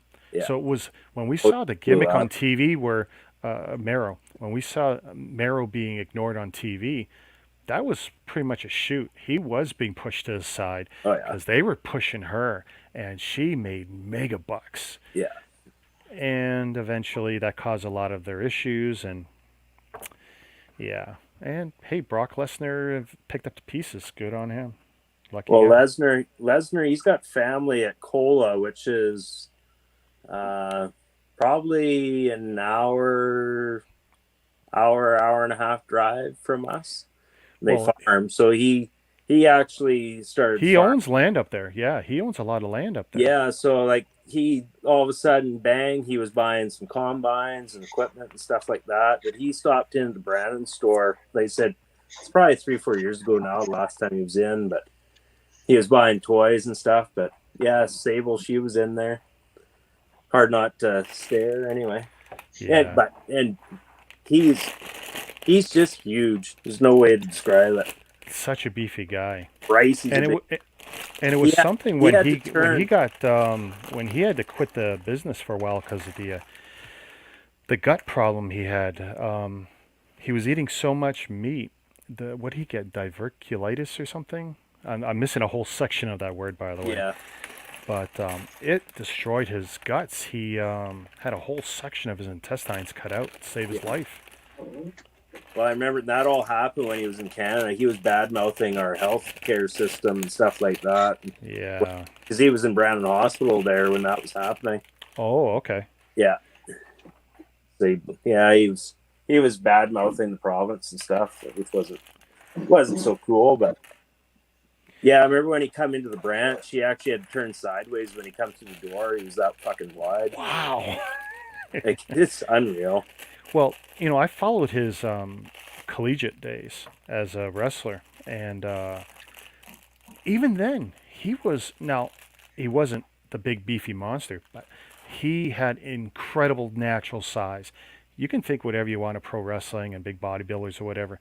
When you see him in the high school and collegiate levels, the kid was beefy, Oh, and he was a big boy. it's no wonder everyone had their eyes on him from day one and knew he was going to be something. He was a genetic freak. He was born to be what he was. Definitely wouldn't want to meet him in a dark alley, though. No. I truly believe the anger issues are real. I mean, whatever he says, yes, sir. Yeah. Yeah. The sky's pink, yes, sir.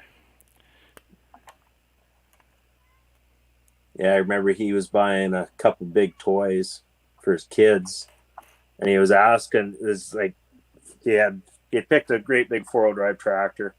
It was probably the box that comes in would be 2 feet long, kind of thing, eh?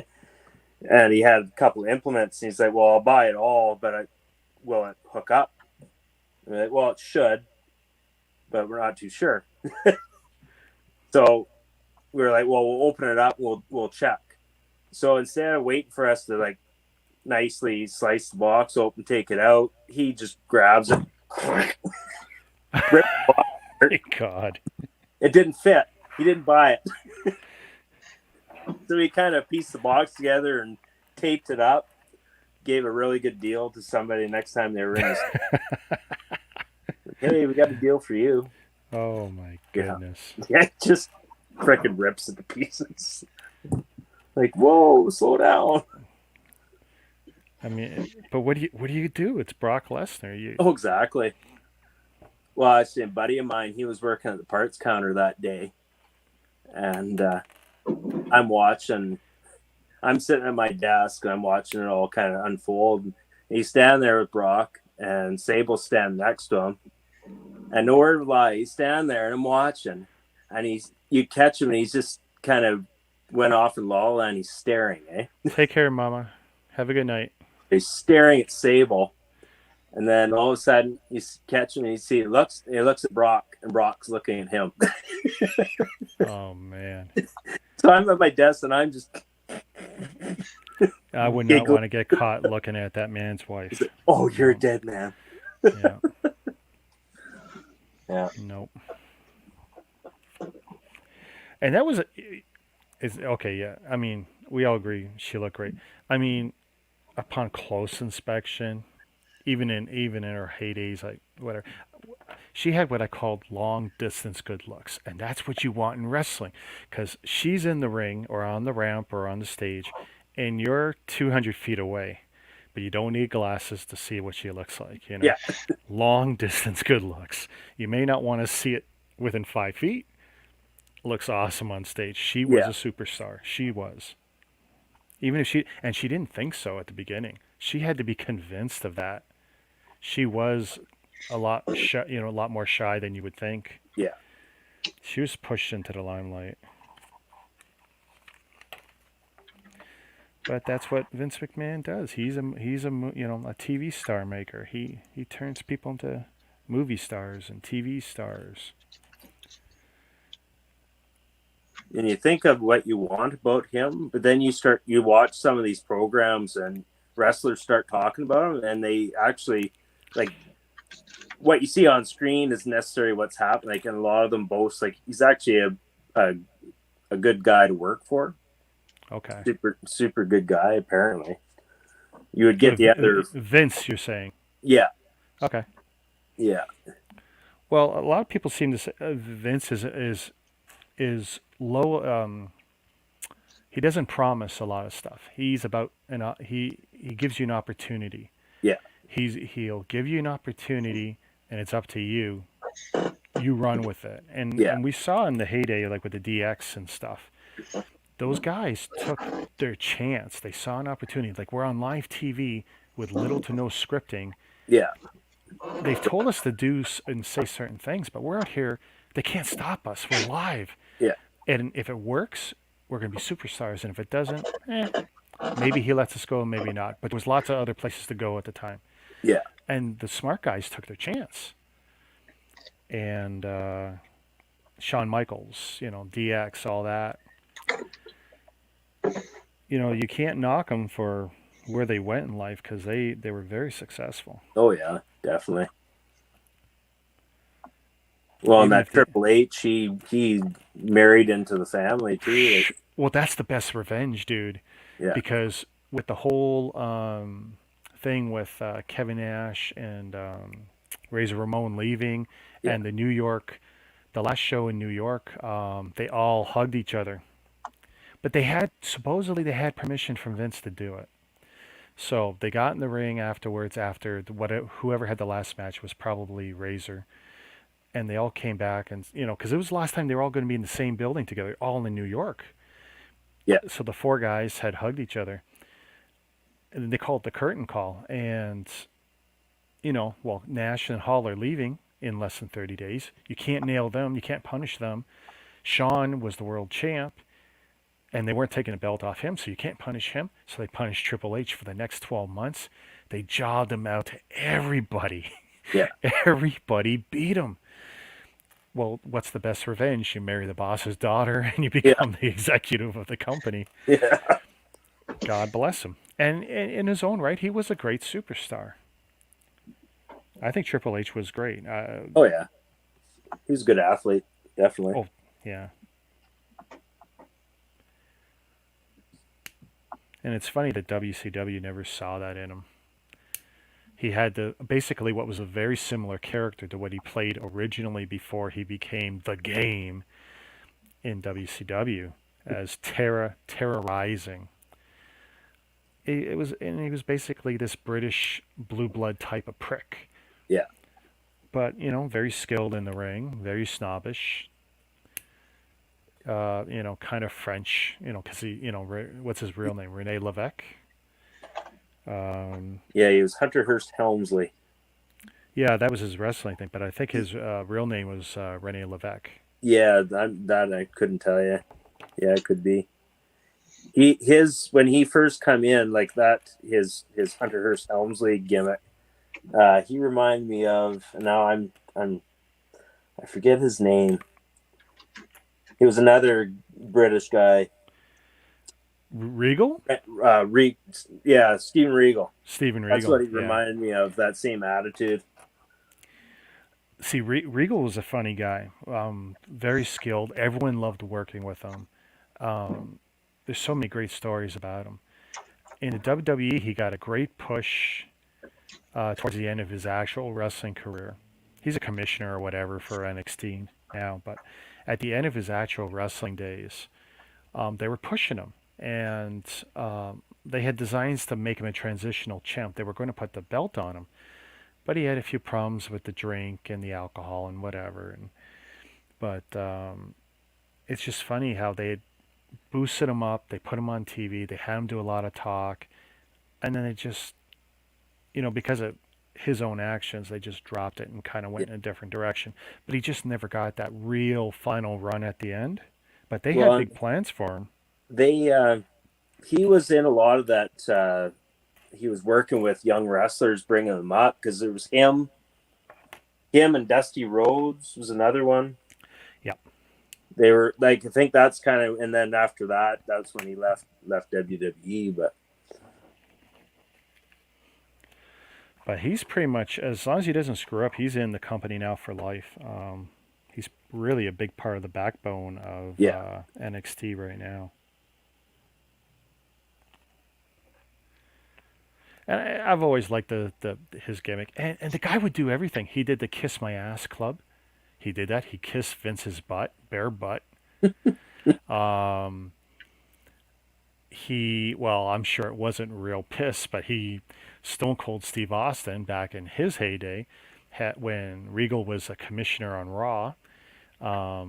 Austin went in, had drank a lot of beer, had to pee somewhere, peed in Regal's coffee. And then the next scene, you see Regal come in and grab his teacup, Yeah. And that face was just beautiful, as if it was still supposed to be, Austin having pissed in it or something. It was so funny. Those are great days. I mean, I know it was trash, but it was funny.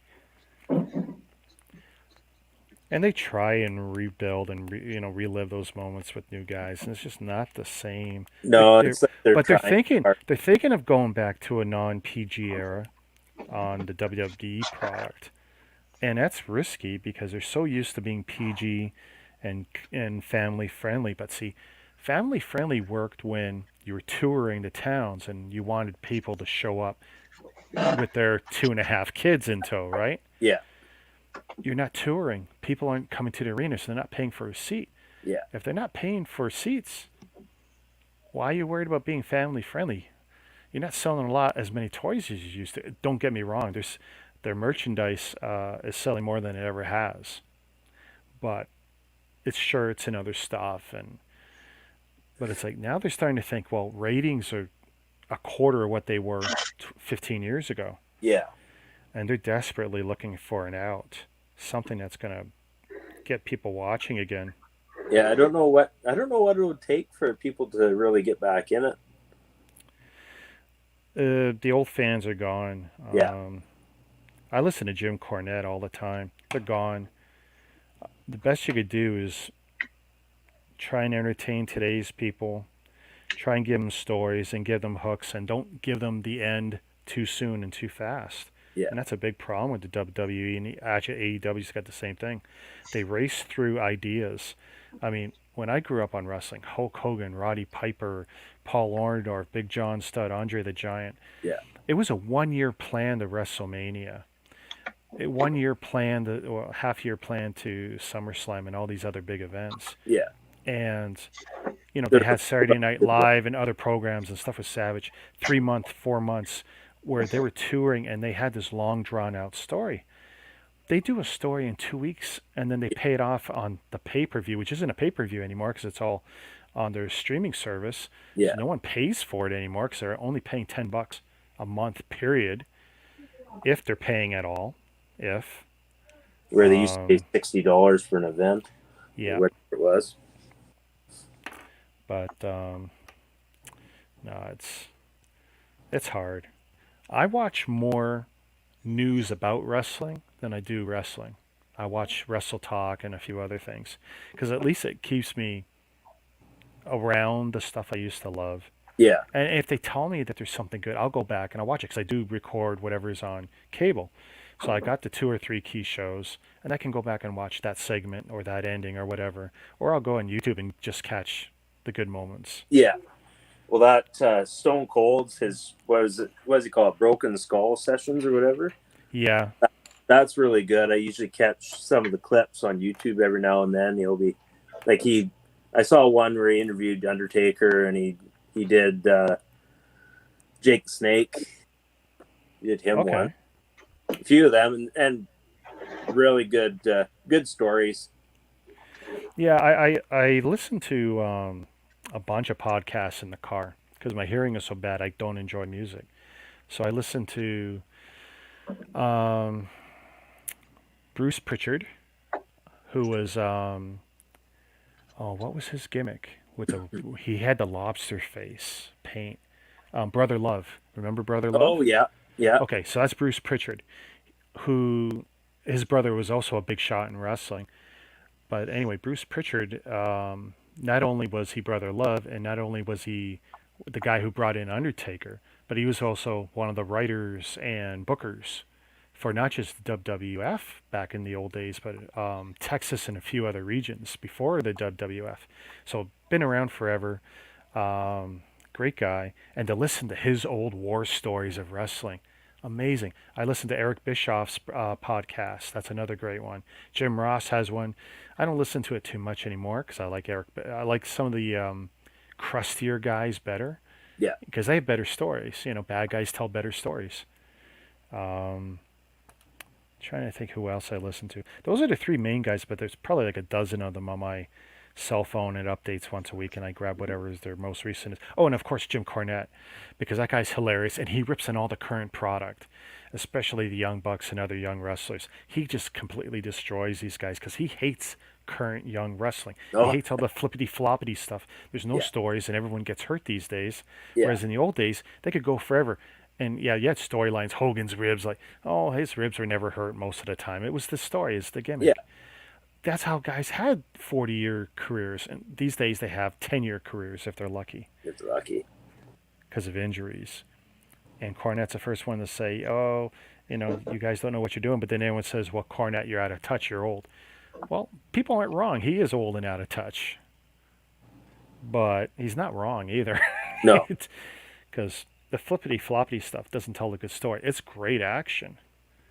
But, yeah, I do love Jim Cornette.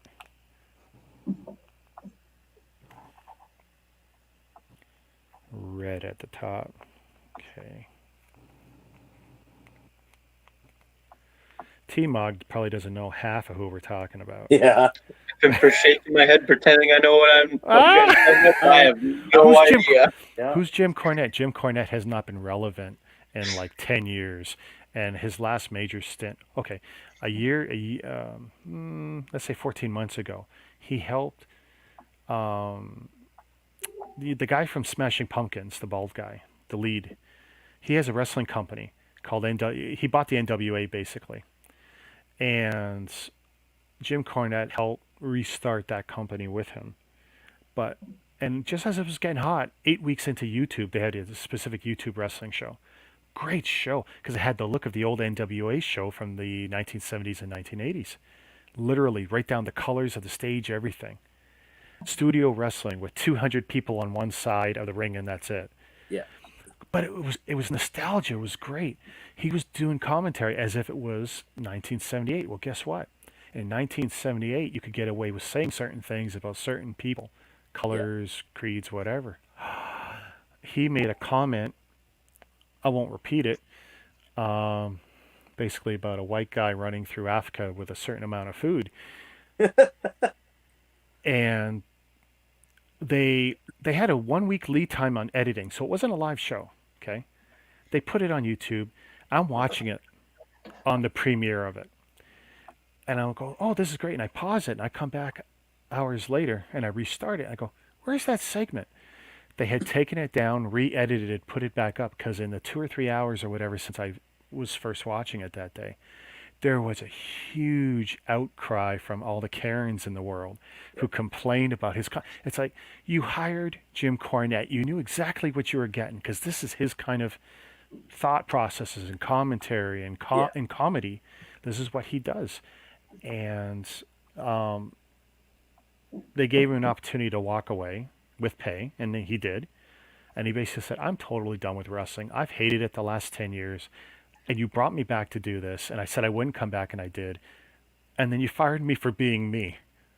Yeah. I'm done. And he's been even more crotchety and bitchy ever since. I love the guy because he's honest to a fault. He is an old carny. He's as old school as it gets, but he's out of touch with the new stuff. And he'll be missed when he's gone. There's gonna be a lot of people who just like, oh my god, I can't believe Corny's gone. Trying to think, Gene Okerlund, he's gone, eh? He passed away? Yeah, I want to say yes Yeah. because he's not hanging with anybody. Because I haven't seen him on WWE TV on any kind of.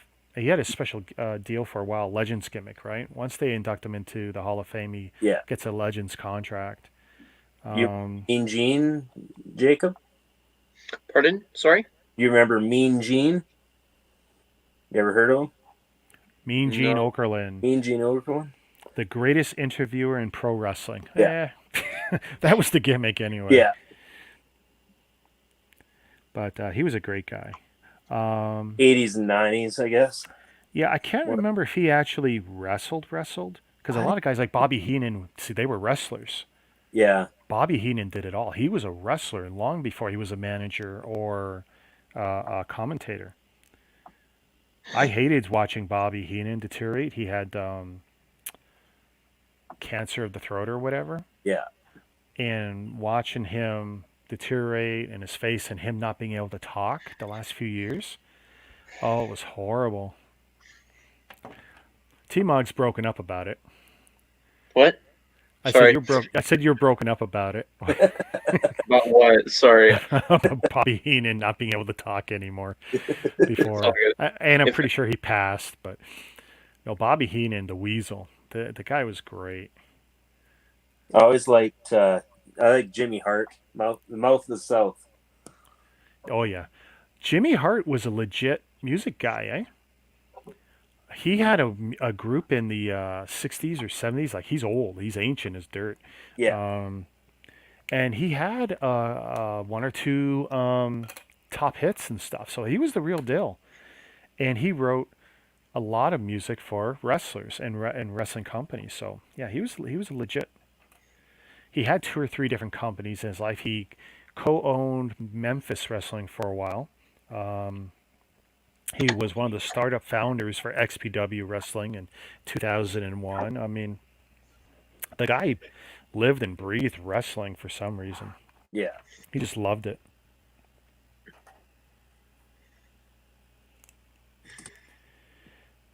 But yeah, Jimmy Hart, he was the man. And plus, he had the heart foundation. You know, and we all loved that's the thing. They were supposed to be bad guys, but we all loved them anyway. Oh yeah. No one hated the Hart Foundation. Yeah. Even with Jim Neidhart, no one hated him.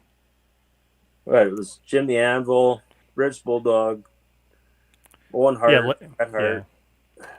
Well, everyone who was in Stampede, you know. Everyone who was in Stu Hart's Stampede Wrestling basically came in under the Hart Foundation. Yeah. So Dynamite Kid and Bulldog, they both married into the family, right? I mean, Bulldog married the sister, and Dynamite, he married someone. I mean, he ended up being related to at one point. Just funny how the wrestling business works. And who else was in like and at that time era? There was Jim Neidhart, and there was Bulldog. There's Bulldog Brett Nolan. There was one other bigger wrestler. in the Hart Foundation. Yeah, Well, was you had towards the end you had Brian Pillman. oh yeah. I'm thinking before that. Yeah, that was near. You also had Danny Davis, the wrestler slash referee slash whatever, who was he was he ended up becoming like the owner of OVW Wrestling, which later became NXT. In the end, it became at NXT. But now OVW has been reborn, and I think Al Snow has it. So if you remember who Al Snow is, Yeah, no, you've kept up on all the other stuff more than I have. That's for sure. Well, no, there was a time when I thought for sure I was going to be in that business. It was real. It was real for me, but nope. And you know what? I'm probably far better off for not being in it. Because you end up with a lot of broken bodies and broken marriages. And yeah. This guy's looking so cool. It's only taken me a world record 2 hours to get this far.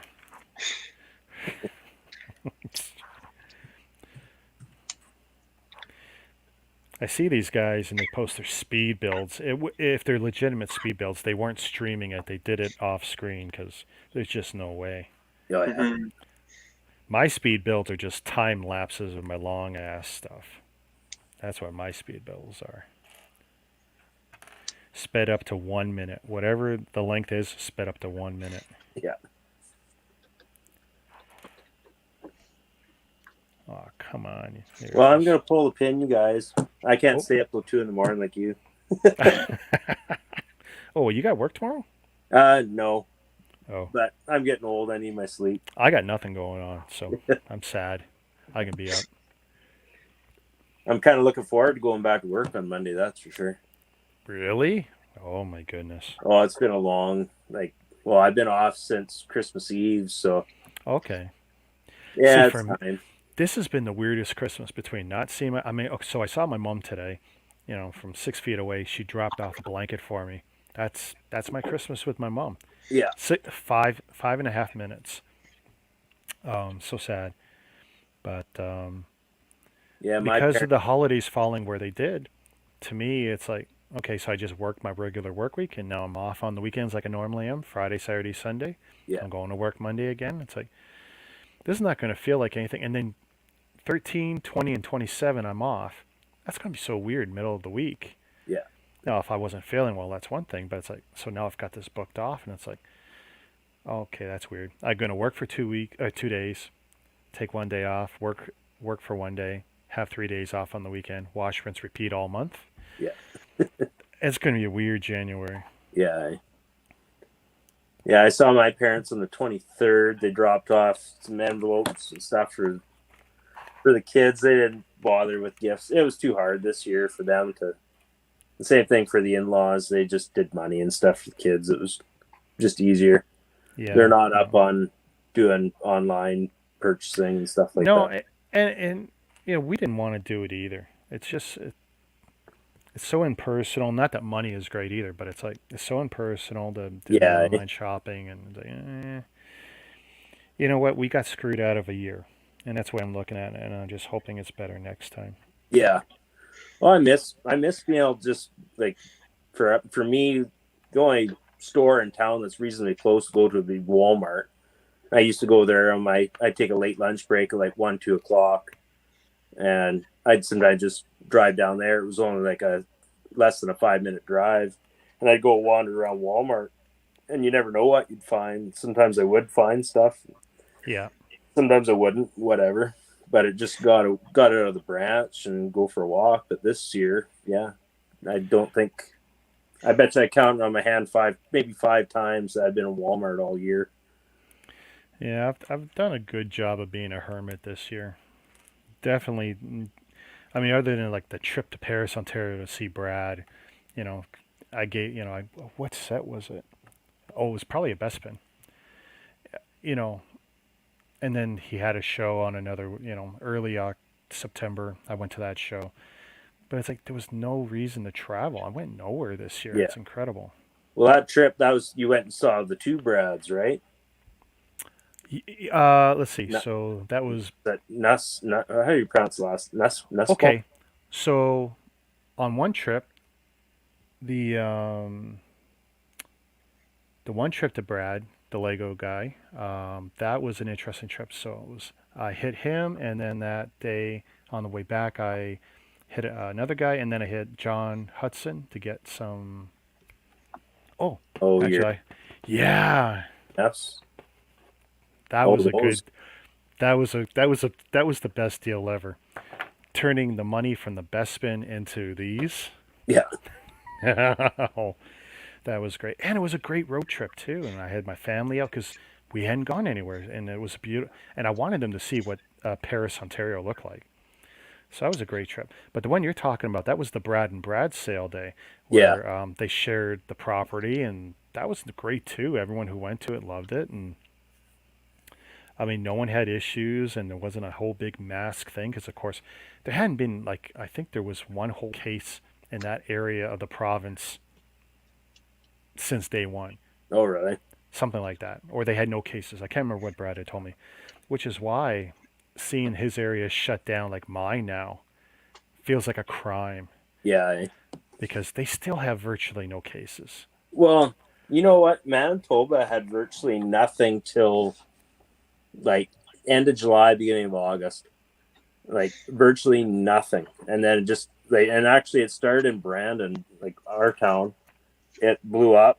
They went into code red, and we were in code red for 2 weeks, 3 weeks, and it actually things calmed down. We were good, and then it erupted in Winnipeg about month and a half later, and Winnipeg was awful. Like, and I would say just people in Winnipeg maybe weren't as diligent as maybe Brandon was, being a smaller center, Mm-hmm. because like it just wasn't it wasn't calming down like it did for us. Like it got under control quick, but I think for sure there was definitely a lot of taking it for granted. But I'll tell you something else. People cannot discount the fact the temperature change across the country. We knew, like we watched all the numbers, wherever March and April, whatever the numbers were, and they weren't great. I think Toronto, I think was a 200, 250 around April. Okay, yeah, but then it was getting warmer, and we were told, like the common flu and other things, in the summer, it comes way down. yeah, Heat is its enemy. The sun is its enemy. Blah blah blah. And everyone's numbers came down. yeah, Everyone who, no matter whether they wore masks or not in certain areas, it didn't matter. Numbers came down.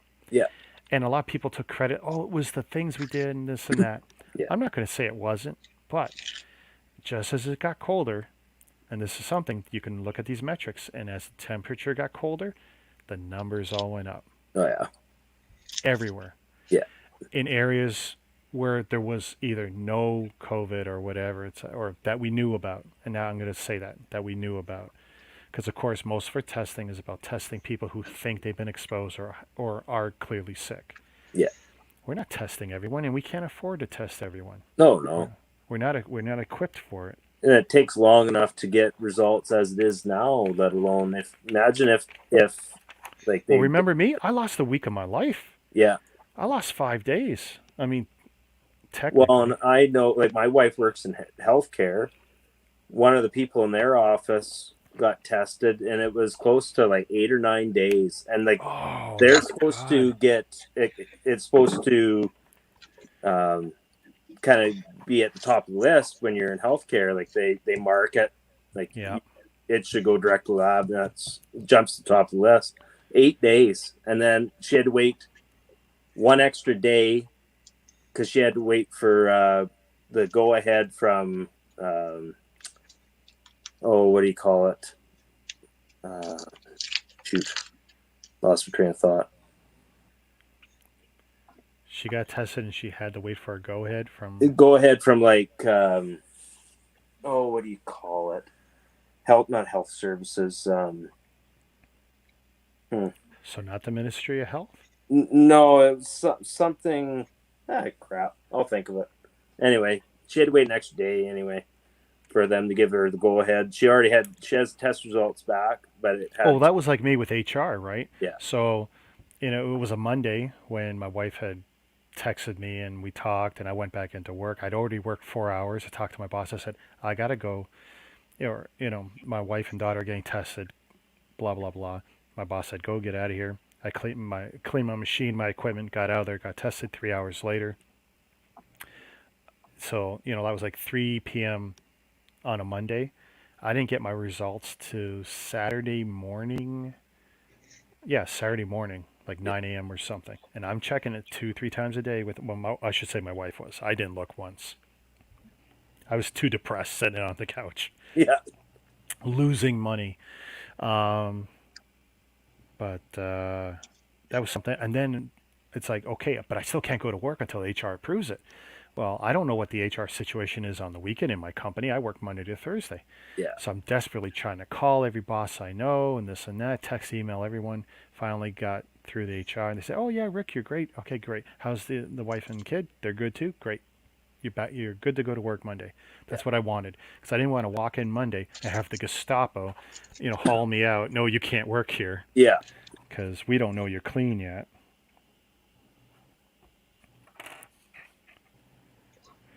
But Yeah, so far else. my wife got sick. Well, that was around August too, and I got sick at the same time, so we got tested. And then my daughter, when was that? That was November, maybe. She got a cold, but one of those things. So we ended up having to get her tested. We were lucky; we got the results 2 days turnaround. We had the results back, and yeah, 2 is pretty good. She perked up. In 2 days, she was feeling a lot better. She went right back to school. So, and that's the worst part of this insidious thing is that, I mean, we're all dealing with allergies, colds, regular flu, and we're all looking at each other every time someone sniffles a little. Oh, yeah. And we make little jokes. Oh, you got a little of the COVID, huh? And we're all freaking out. We all I are. burnt so much holidays this year between extended spring break where the kids had to be home. So I missed a week and a bit of work there. I missed basically a week when I was sick. And for that, normally I would have worked through it. It wasn't that bad. I would have still worked. And then a couple more days when Ella was sick, I burned 2.5 weeks of holidays for no reason. It's funny, my company's actually always had a strict health policy. But like most companies, it's not enforced. Yeah. And I was actually going through the health handbook the other day. And it was like, we actually had rules where you can't come to work with a mask on. Because, we've had people who had come in with, whether it was conjunctivitis or something else. And, you don't want them to, or an eye cold or whatever, so you don't want them in the workplace for at least a couple of days. Yeah. Until they get the spreadable part of it out of their system. Yeah. So it was like, yeah, you can't come to work with a mask. I thought, that's funny. We actually have it in writing in our policies. You can't come to work with a mask on. But, and if you have a doctor's note, we'll pay it out. But, how times have changed. Everyone's got a mask. The company don't care if you take lots of time off. They won't fire you. Yeah. In Ontario, they can't. Premier Ford, I'm not sure if you put it into law or just said it, but you can't fire anyone for being sick right now. Yeah. Well, there's absolutely people who are going to take advantage of it, but no company wants to be that person right now. Yeah.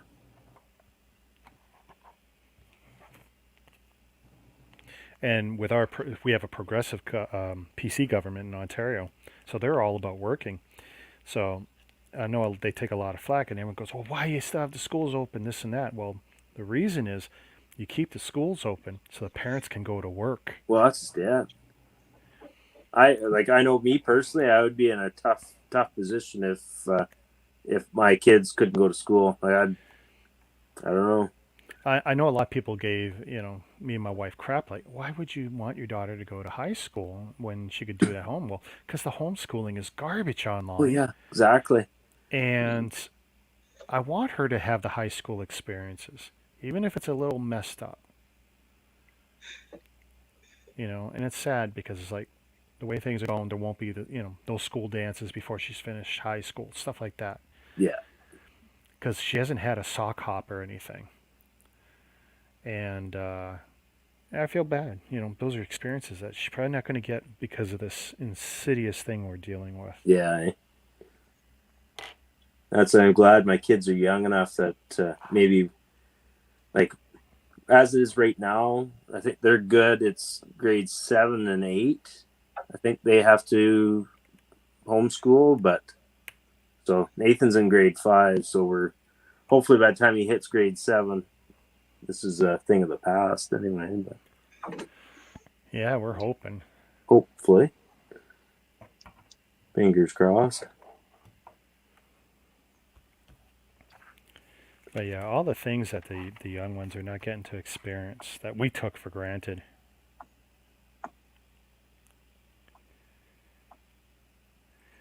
Not a fun time. You said you were going to bed.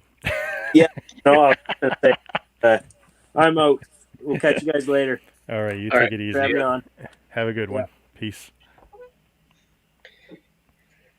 And then there were two. Yeah.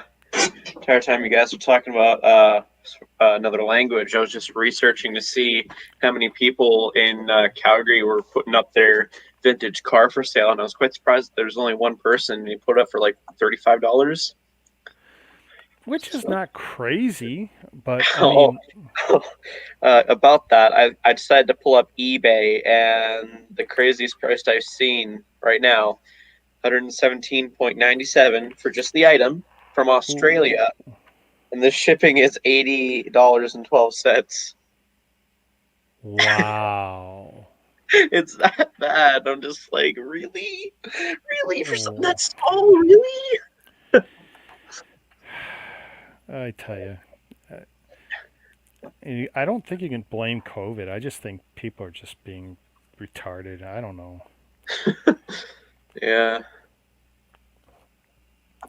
With that being said, I paid like in the $100 mark for that Yoda saber from Jazz. Keep in Right. mind, you had to buy, what was it, a $500 set, and it was exclusive to that set. Yeah. So they put it definitely put it in the higher end for the gift with purchase stuff. Right. But I tell you, what people are willing to pay for, like, the car is a common gift with purchase. It's easy to achieve. The number's not hard because a lot of Lego sets definitely easily fall into the threshold of what was it? You had to do $70, $50, what, to get the car? 85. Was it 85 to get the car? Really? Yeah, Even and so, 85's not a lot. 85's not yeah, a lot though. apparently it's sold out online, is what they're thinking. Because like I just tried to do a fake order and it didn't pop up anymore, Yeah, you were and saying it didn't show.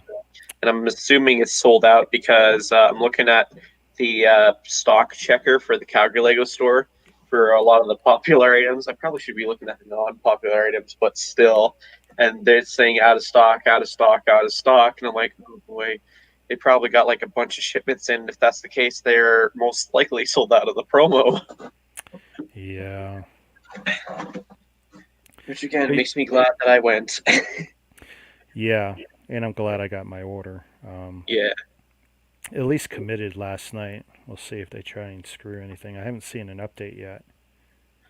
Which one were you trying to get? Bonsai. Yeah, Bonsai and Bonsai and was it? Oh, the Brickhead, the Mandalorian. okay, because yeah, Mando that's still in stock, and the Bonsai's on back order. Yeah. Um, So I yeah, mean, I was glad to see it, show up in my email and stuff. So that was good. But yeah. now I want to get the botanicals. Something really interesting I noticed, and again, makes me wish I was able to film in there. Behind the counter, I saw they had a box, a yellow box with a black innards of the box, and I was like, "What is that?" And I was like, "Oh, this." And they pull it up, and they had the Roman chariot. Oh, they still. Well, you know what? They still have coliseums, I'm sure. Yeah. Well, I was like, "Are you guys selling that individually, or do you have Coliseum in stock?" Yeah, it's with Coliseum purchases only. And I'm like, Yeah. Oh, I tell you, if you could buy it separately. But you know what? It's a horrible gift with purchase, but it's worth it as an investment "Yeah, because yeah, they used the wrong helmet for the Roman yeah." yeah It looked like and it it's was last minute slapped together. on and well hey, that's what I call most of those stupid yellow box ones. I this stuff the cereal box I call them cereal box gift with purchases. They're horrible. I'm sorry. I seriously think the teal brick, there's nothing as special about it as people are hyping it up to be. Oh, it's And horrible. it's just seriously like instead of two by twos on these studs, they just use the dot pizza tiles as I call them. Yeah. Other than that, it looks like it's the exact same Well, I piece don't of. know if they have a 2x2 in teal. I think that's the problem. I'm Oh not yeah. sure if that. I think that's why they did it. I don't believe some. Oh, they did it up to piece count. Oh, that's BS. I'm convinced there's. I haven't looked at it for sure, but I'm convinced that that element's not in that color. Yeah.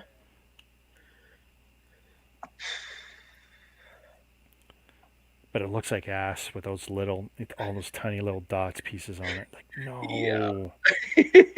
I mean, it doesn't look that great the other way, but it looks like ass with the dots, Agreed. quarters on it. Like, no, you guys. The best. What is it? What's their stupid saying? Only the best Only is the good best is enough? good enough. Sorry. It's been a long Yeah, time since yeah. they lived up to that. Yeah, agreed. Nope. With their promos and just their sets, they have absolutely been slacking unless when it comes to the stuff they know is going to get the money, like the license themes. So like Mario, yeah, they've been doing a great job for Star Wars. That's a whole nother category of failures. Some of them, for sure. Yeah. Yeah, but for their original stuff, they're just like they're coming out with good concepts, but they're not executing it 100% perfectly. I feel. I would love to hear from a real Lego employee about the inner workings and the decision making and because not everything they've done has been a success. And I want to hear about someone getting their butt kicked for certain decisions that were made. Like, oh, I got fired because we went this way and we thought it was a good idea, and everyone turned on us. And Yeah, I mean, it always seems like everything's successful for them, and that's just not true. In that's most just the way they make industries, you hear from former employees like, "Oh, I was let go from Daimler Chrysler because we made a bad car, or the Pacifica was bad, or had a bad design, or a bad motor, or the steering, whatever." We don't hear that about former Lego guys. Maybe there Yeah, is no former Lego guys. It's everyone's just retired out quietly. I don't know. Because people make bad decisions, and Lego. Hey, look, the Osprey, right? The from last year, the Technic set, the vertical takeoff and landing jet, which was basically a military vehicle. yeah, I remember the fiasco about that. Okay, that's huge. How did that get so far through every check and balances system that Lego has? And they do at every level. They have checks and balances where people are overlooking each other and making sure things are right. Instructions are good, pieces are good, this and that. This can be done. Right? Licenses, and this was a licensed set with Boeing and all this. It's like, how did it get to a boxed set released in Asia and Australia and New Zealand, mostly New Zealand? How did it get that far for them to pull it? they didn't pull it because of gearing crap. That's garbage. Even if there was a minor gearing problem with the Technic build, they fixed that. They've done that year after year with, they got even a word for it, and I can't remember what it is, but you get a little envelope. It's usually a white package, and it has a low number on it, and they'll send it to you, and it's a fixed pack for whatever. Huh. People who bought the, I'm trying to go back here, the Wall-E set, Right? Lego Ideas Wall-E set. That set was actually designed by one of the guys from the movie company. Go figure. He was a Lego guy involved in Wall-E. He dummied up a mock, and guess what? Lego liked it enough. They moved forward with it. That was Yeah. kind of insider stuff, but whatever. But that had a bad neck problem, so they fixed it. So I had both the first gen and the second gen of that box. The first gen, once they said they had a fix, we sent away for it, or you contact Lego, they sent you the envelope. But Huh. everyone else who bought the second gen, same box number, so you really couldn't tell until you had it. That had the neck fix built in. And you didn't know the difference. They gave you a little pamphlet with 2 or 3 extra pages of instructions and like 5 extra parts or something. And it fixed the whole bad neck because Wally's head would flop down. It was ridiculous. Oh, it was bad. And the fix was perfect. So Yeah. unfortunately, it's not a fix you could have done with the base set and no extra parts. If you had a few extra parts, you could fix it easy enough. And most people didn't care. Because it was Right. still a great set. Yeah, there's a few idea sets I'd love to get my hands on, but the thing with ideas is that once it retires, it skyrockets in price, I feel. That and remember what I was saying, direct to customer, Consumer. Yeah. DTC, idea sets, even the hideous ones, eventually they will all go up. Yep. I'm looking now for the one I think is the worst one ever made too. It's the Women of NASA. And it's not Oh, because the idea was bad. It's not as good as the idea, most aren't, but it really feels like a female figure pack, a battle pack. It does not feel like a well thought out idea set.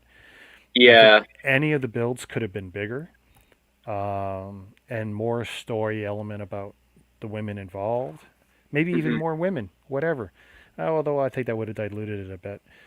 But I thought it was the worst ideas pack ever made.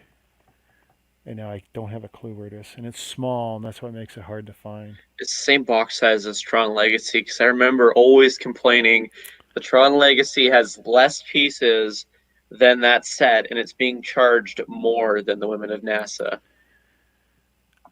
I wonder if I buried it just out of shame. Because there is some sets behind sets, just because, like the battle packs at the top, they only take up 5 inches out of the 8 or 9 inches on a Billy. So I have some crap behind them too. Yeah.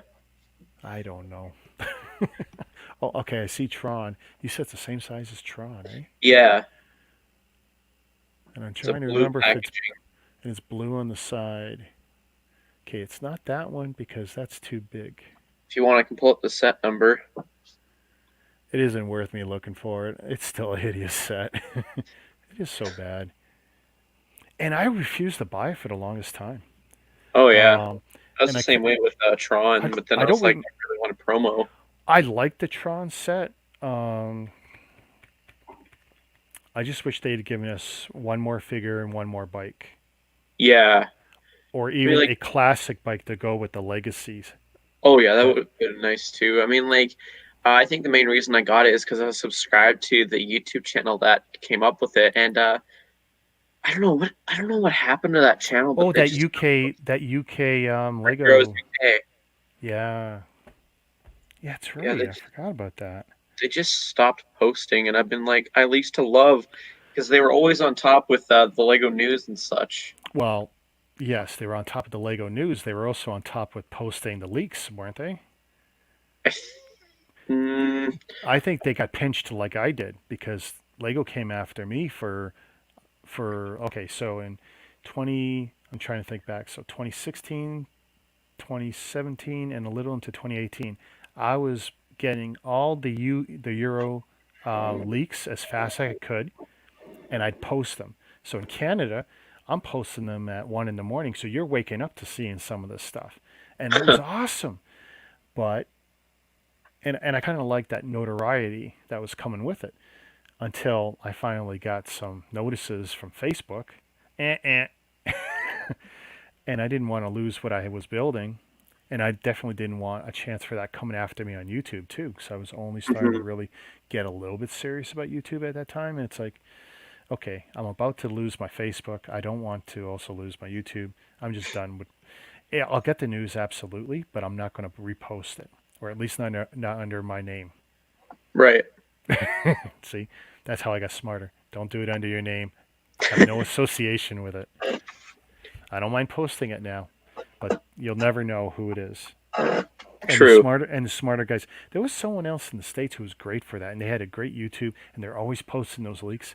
And Brick then they Show? got, yeah, Brick Show, and they got pinched more than once, and they just had to stop. I think their Um, final straw was the Porg when they revealed leaks for the Porg. oh, was that it? I But think that's what I hear was their final straw. I didn't like a lot of their content, but I tell you, their leaks, they were on Oh yeah. top of it. Usually, at least it was the first one I would see, and it was like, oh, I really miss when they stopped posting regularly. Yeah. But see, they had a lot to lose because they also had like a little business going, right? I mean, I think they so. I were think they're still somewhat doing that, but they had maybe a small storefront. I know they were releasing sets and designs for like little busts, and they were doing all kinds of stuff. So for them to stop, I mean, that was a big deal. hmm No, I definitely like their content. Some of it anyway. But it's definitely scary when you get one of those notices. Oh yeah. Yeah. Because your world sinks, because usually you get them, oh, things are happening. You're doing good. You're getting viewers, you're getting numbers, whatever. People are Yeah. commenting. People are liking it. As much as some people say, oh, I hate leaks. There's a few friends who I are don't like like that. I don't like spoilers. I don't and I know some people equate them as the same. I don't know if I do because I also know how to avoid leaks. Because usually it's easy enough to avoid, or you can avoid certain people, especially Yeah. online. But I did enjoy a lot of this stuff, and it's like, I don't know. It's For tough. me, I for see me, both sides. yeah. For me, when I see leaks, I'm like, okay, this is set. I can think about, do I want to get it? And if so, I can see the box size roughly, and that gives me an idea roughly how much they're going to put up for a price. And then Yeah, that helps with the whole planning process. Because for me, I like to try and get it with promos. yeah, That way I'm getting two sets for the price of one normally. yeah. For me, I like the planning part too. So as much information as I can reasonably have, because when it comes to Lego, I'm not spoiled. I see the box art. Well, the box art is spoiling it. If you didn't want to be spoiled, they should just put all the individual parts like they used to do. By the way, on the sides of the box, they show you all the parts, right? Right? And let's not put the picture on the front. That'll make it a little more interesting Yeah. because the box art ruins it. You know what it's going to look like. You know what the figures are going to look like. Put the individual parts. Let's leave it up to a surprise. You're going to get 432 pieces for X number of bucks. Good luck. That would change things, right? True. True. For all these people to cry, oh, you're spoiling it. Uh huh. Right. Don't watch the video. Don't read the post. I don't know. That's the way I feel about it. True.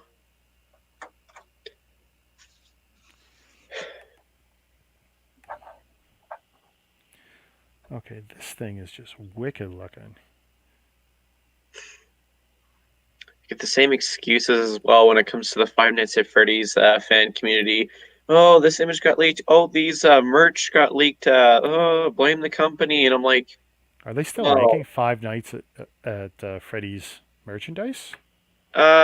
Funko is normally taking that over, but like they've kind of slowed down how much they pull out. I've like stopped buying actual merchandise unless you count the books, Okay. because I feel like it's just sitting on my shelf. Well, then again, my Lego is too, but like I don't know. I spend money on Lego more than FNAF. So I I don't was know. going to buy the McFarlane buildable stuff, Yeah. And I've seen it so many times at Walmart and a few times online. I just never did. Yeah, they go for crazy prices once they retire, and I'm just like, are you kidding me? A $15 set, and it's going for like $300. Uh, Up here, oh, actually, you guys, you can't see it now, but I have all the South Park, all of it from the McFarlane.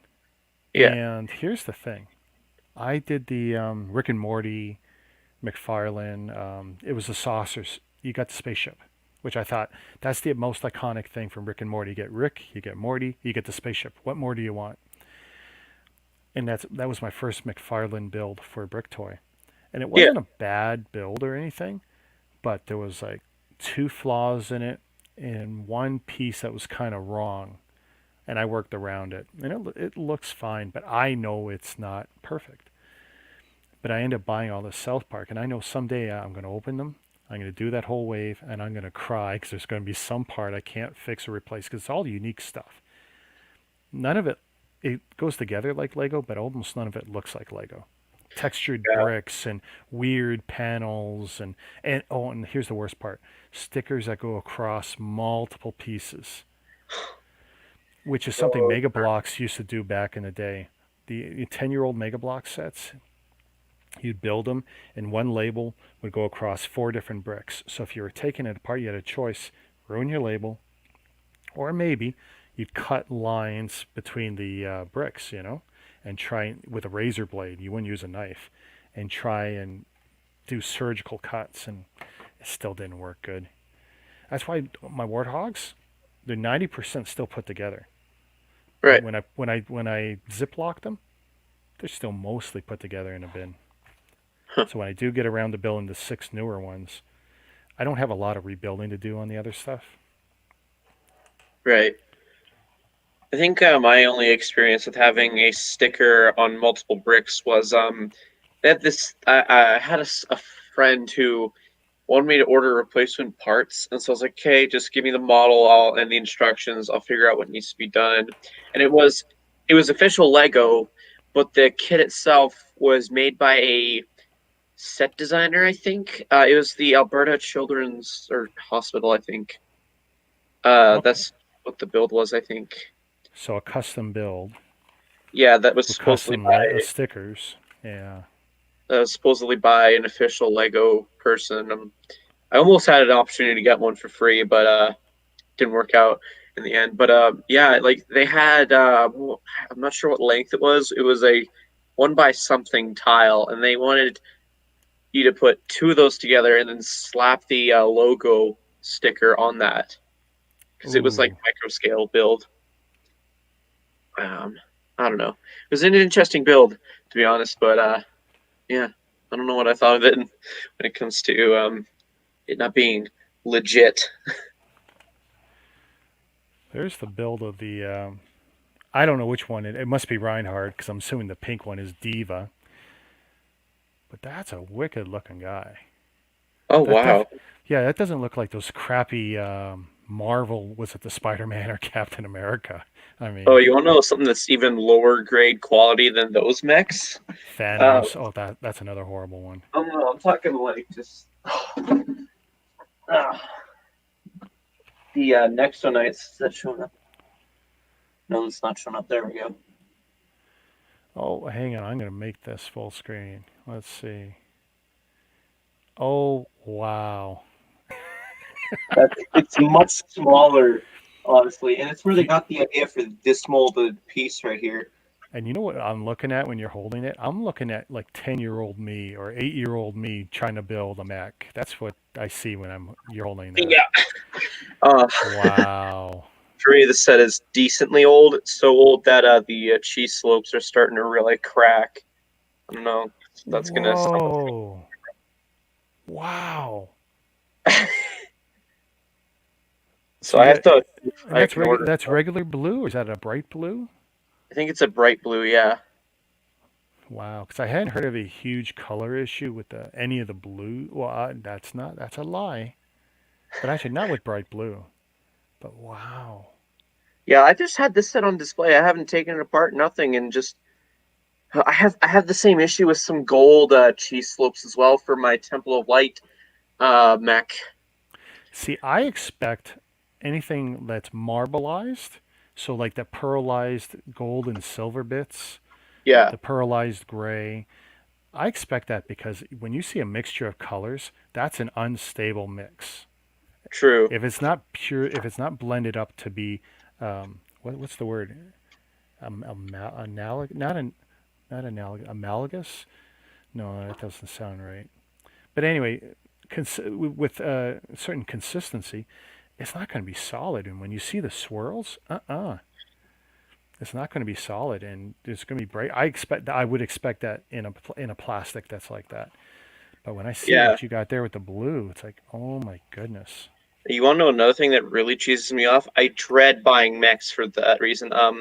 The light gray ball joint connection pieces, right there, Right? like those kind of pieces, no matter what kind of mold it is, I always have issues where I have to keep replacing them because they have cracking, and then when they get cracking, the joints are really loose. I had That's one that was so funny. much I've so well I've cracked. never had a problem with a Technic joint like that. That is crazy. Always had the issues, and I'm just like, why? I Why get it me? because it's a tension point. You know, the more times you do this, it's prone to failure. I get it, but it's like I've never Yeah, had that with that. Now that I think about it, yeah, I've never had that over the years with those particular parts. It's like, wow, that's something else. That yeah. that that one there, that's a mixel ball joint. I think they call that one. Oh yeah, okay. I've always been wondering because I keep calling them ball joint connection pieces. Yeah, I think that one's a mixel ball joint, and that's one reason why a lot of people like the mixel poly bags because you got all these great pieces for mocking and working with. I don't know how many people liked it as a stocking stuffer. Right. Yeah, I've There's, seen that at the farmers market those, and I'm just like, I never really found them to be quite popular from what I've seen here in Calgary. I don't know. I could be wrong. I'm just admiring this guy. He's definitely a cool mech. Oh yeah, he definitely looks awesome. That pink one, I think I'll build that one in the morning. That looks pretty cool too. Yeah. And I like the box art. I think this was where they started to really change up their box art in a big way when they started with this Overwatch line because you know they give us the nice front and then the back was equally good. Kind of gives you a choice of if you're keeping it sealed, which way you want to I have have it. no doubt that some people bought two sets by accident because they see it one way and see it the other, and they I'll get this one, I'll get this one, and go home like, oh damn, I got two. Maybe Now that's the from mark. what I've heard, the pink one here, D.Va Yeah. is a poor build compared to the other one. Like she doesn't fit in there right. I guess we'll Right. see that when I build that tomorrow. Hmm. But Yeah. yeah, this guy, he's playable for sure. I mean, I could see some room for improvements, but it's like, oh, I mean, that's just wicked. He's just a mean looking dude. Yeah, the Spider-Man, it's for the Marvel mechs. So far, Spider-Man is my least favorite because the little spider legs at the back of him, they never stay positioned in the way that you want them to, and it's just super annoying having to fiddle with it, for me at least. This is what I'm worried about. This white hair piece. I'm worried that it's going to go missing. uh, I will have to get creative because normally I take these extra pieces and I'll pitch them in my spare bin. Right. But I either put the helmet on this guy or I put the hairpiece on this guy. I don't see anywhere where I could bury the extra. And I'm pretty good at that if I can bury an important piece into a set somewhere so it just doesn't get separated. But I just don't see what I'm going to do about that. Yeah, I have that same issue with some of the Ninjago sets I'm getting. It comes with the mask and the hairpiece, and I'm like, it's the mask has more pieces than the hairpiece. At least I'm thinking of a foil pack character I got recently. It had the 2016, like the Ninjago movie mask piece, as well as the hairpiece. I'm like, do I display it with the hairpiece or the mask? I was like, if I put on the hair, I'm gonna lose the mask for sure because it's two pieces. So Yeah. yeah. with some of the builds I did with the Call of Duties, I'll take sometimes the extra parts or the extra guns or whatever. I put them in a tiny Ziploc, and I'll bury it in the build. And that's worked out pretty good for me. But there's just nowhere to go. I mean, there's no room to hide anything in these builds. Nope. I mean, you know what I could do, and it's funny. So on the bottom, there's a Technic hole here. I could probably figure out a way to, take a piece, like a Technic pin, put it in there, put a 1x1 cylinder, and then put the Yeah. hair piece on that. And so if you look behind his cod piece, it would be his head, his hair piece. But I don't know. I'll figure something out. Yeah. Maybe Eva has room hidden in there. I could hide the piece. I don't know. I find it annoying sometimes when a set that makes it look like they should have some weapon storage, and you end up thinking they don't, and then it turns out, oh, they do. They just don't mention it. Yeah. Like for the It's best not. in Yeah, it's duel. not a feature they put on the box, and you get surprised. Like there was at least one X-wing over the years that I have built, so I know it's not in these boxes. Where they built a storage, they built storage space somewhere in here, so you could put the lightsaber or something. Yeah. And I don't think they did it on this one, or at least they didn't put it on the box art. But I know on one or two of the ones I built, probably in 2012 or earlier. This one is older. 2006. By the way, not an easy one to get now. Oh yeah, at least in that condition. Actually, yeah, this was from a store called Lasting Toys or Lasting Minds. I can't remember. Huh. But anyway, in Mississauga, that was the old Lego store. We were talking about it. That's one I got from them. And that's 2006, and I didn't come back to Lego until 2012, and I wasn't hunting the older ones, so we're probably talking 2014, 2015. That's a 2006, and I paid just a little over retail. He was a great guy to buy from. Everybody who met him misses him. There's one minifigure I want to hope that I am lucky enough to come across, and that is the Lego Club Max figure polybag. Like I keep seeing, like with their magazines, they keep taking photos of an actual Max minifigure that's not the one that actually was put into a polybag, and I'm like, they need to make this. They have the mascot, and they only made it as a polybag once. Like, there's going to be people besides myself who are going to want these other versions of this Max figure. There's got to be. Yeah, for sure. But yeah, I'm hoping one day I can come across one, and that'd be really cool to add to my collection, I think. I want to try and get my hands on. This is sad. I want to get the Galador figures. Lego Galador, that failed line. It's like, no, I don't want to go down that route, but it's like, I want them. I tried watching the series off of YouTube, and I just got to like the third episode, and I'm like, I can't with this CGI. I can't. I didn't even think about that. Now you've given me an idea. Oh no, is it easy to find? I found it was quite easy. I just looked up Lego Galador season 1, episode 1. Yeah. Although there are some people who have it chopped up into different sections, which I find annoying, but I kind of get why that is. Yeah. No, I've been thinking about Galador a lot. I don't know why. I think I saw a lot of people with old 1970s Lego figures, which basically had multi-jointed arms and a big yellow head that would probably be in the 2x2 kind of realm stud-wise. So it's very big head, and then the hairpiece so you had two studs where the ears would be, and you put the hairpiece on, and you could slide it forward and back, just like the headset, almost. And this was the first figures I'd seen and had as a kid. So I'm really thinking I want to try and get some of those old figures, and I think what'd be cool too is get Galador, because I never even touched that stuff. And I'm thinking, why would I want Galador? It was such a failure, and it's like that's why I want it. I just realized it looks weird having you on top Oh, I've of my noticed that lower for a while. body. I just wanted to see how long I can get away with it. I really got to adjust my top camera and figure out a way where I could have it so it would look almost natural, like I would have two screens here almost. Mhm. That would be kind of twisted. Yeah.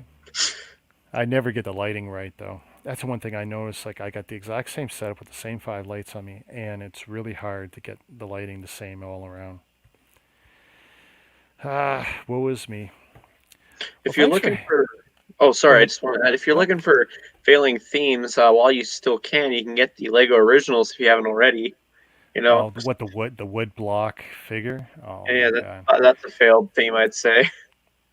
When I had made my last pickup a while ago, a month ago or whatever, from Jonathan Hudson, he bought that figure, and I know he kicks himself for it. Almost everyone I know who bought it regrets it because nobody I know wants to decorate it or paint it or do any of the other things that were suggested people would want to do with it.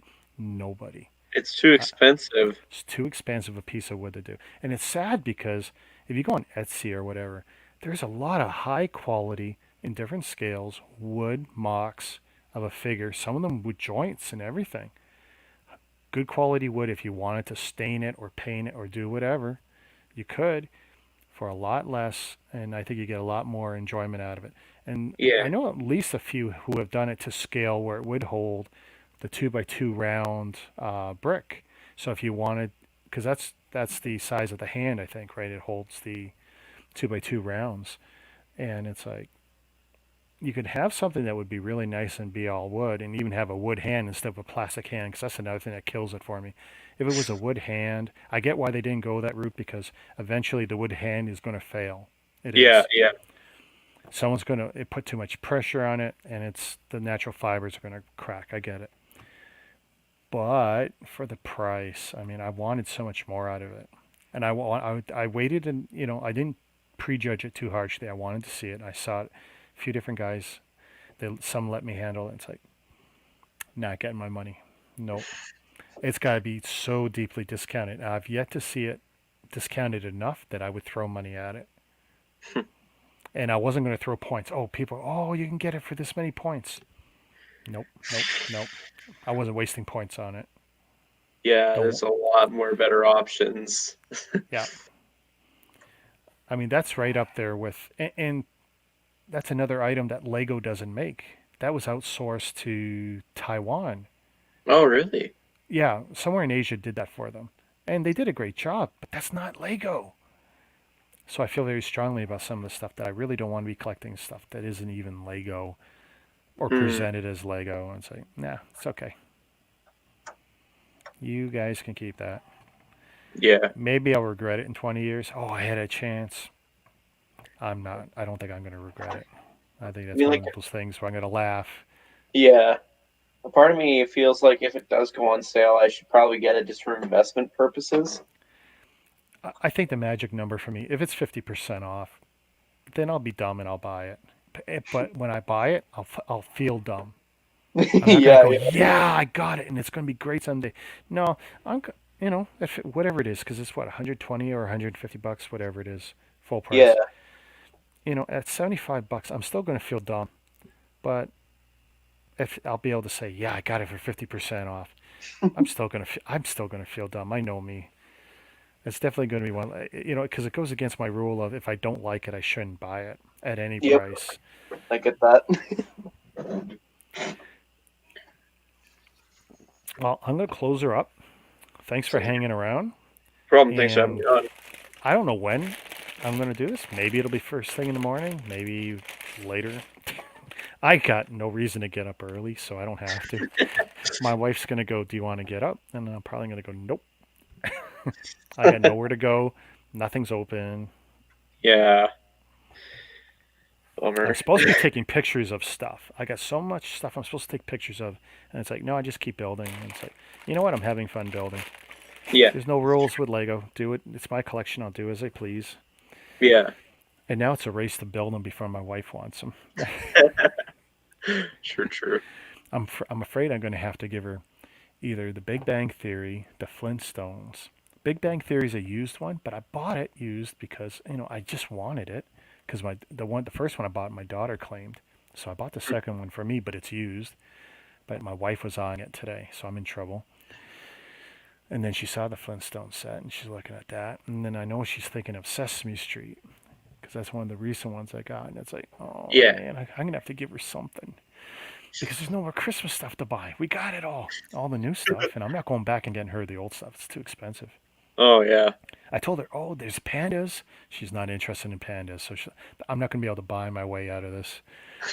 She's gonna end up tomorrow or the day after. She's gonna go, I want to build something. And I can't really say no to my wife because Yeah. she helps with this. I mean, I'm afraid one day I'm going to come home and she's going to grab something. Because what we did with Christmas was I said, anything you want to build that's in here, you can build. We put all the boxes down here. She had her bigger sets, most of them which she had built in previous years. So she was rebuilding those. But I said, if you Right. want to build anything new, the stuff for you to build will be in here in boxes. Well, she burned that out. Her total builds for December, I think, are in the area of 16 to 18. My total builds for December, I think, were 3. Jeez. So she blew me out. Yes, hers are smaller, whatever, but she blew me away. That's But that's crazy. okay. That's okay. She helps fund this, so that's okay. Well, thanks for hanging around. No problem. Thanks for having me on. Maybe we'll do this again tomorrow. Yeah. Cheers. And Shazam and end stream. Bang. Are we off? Nope, I gotta do it twice.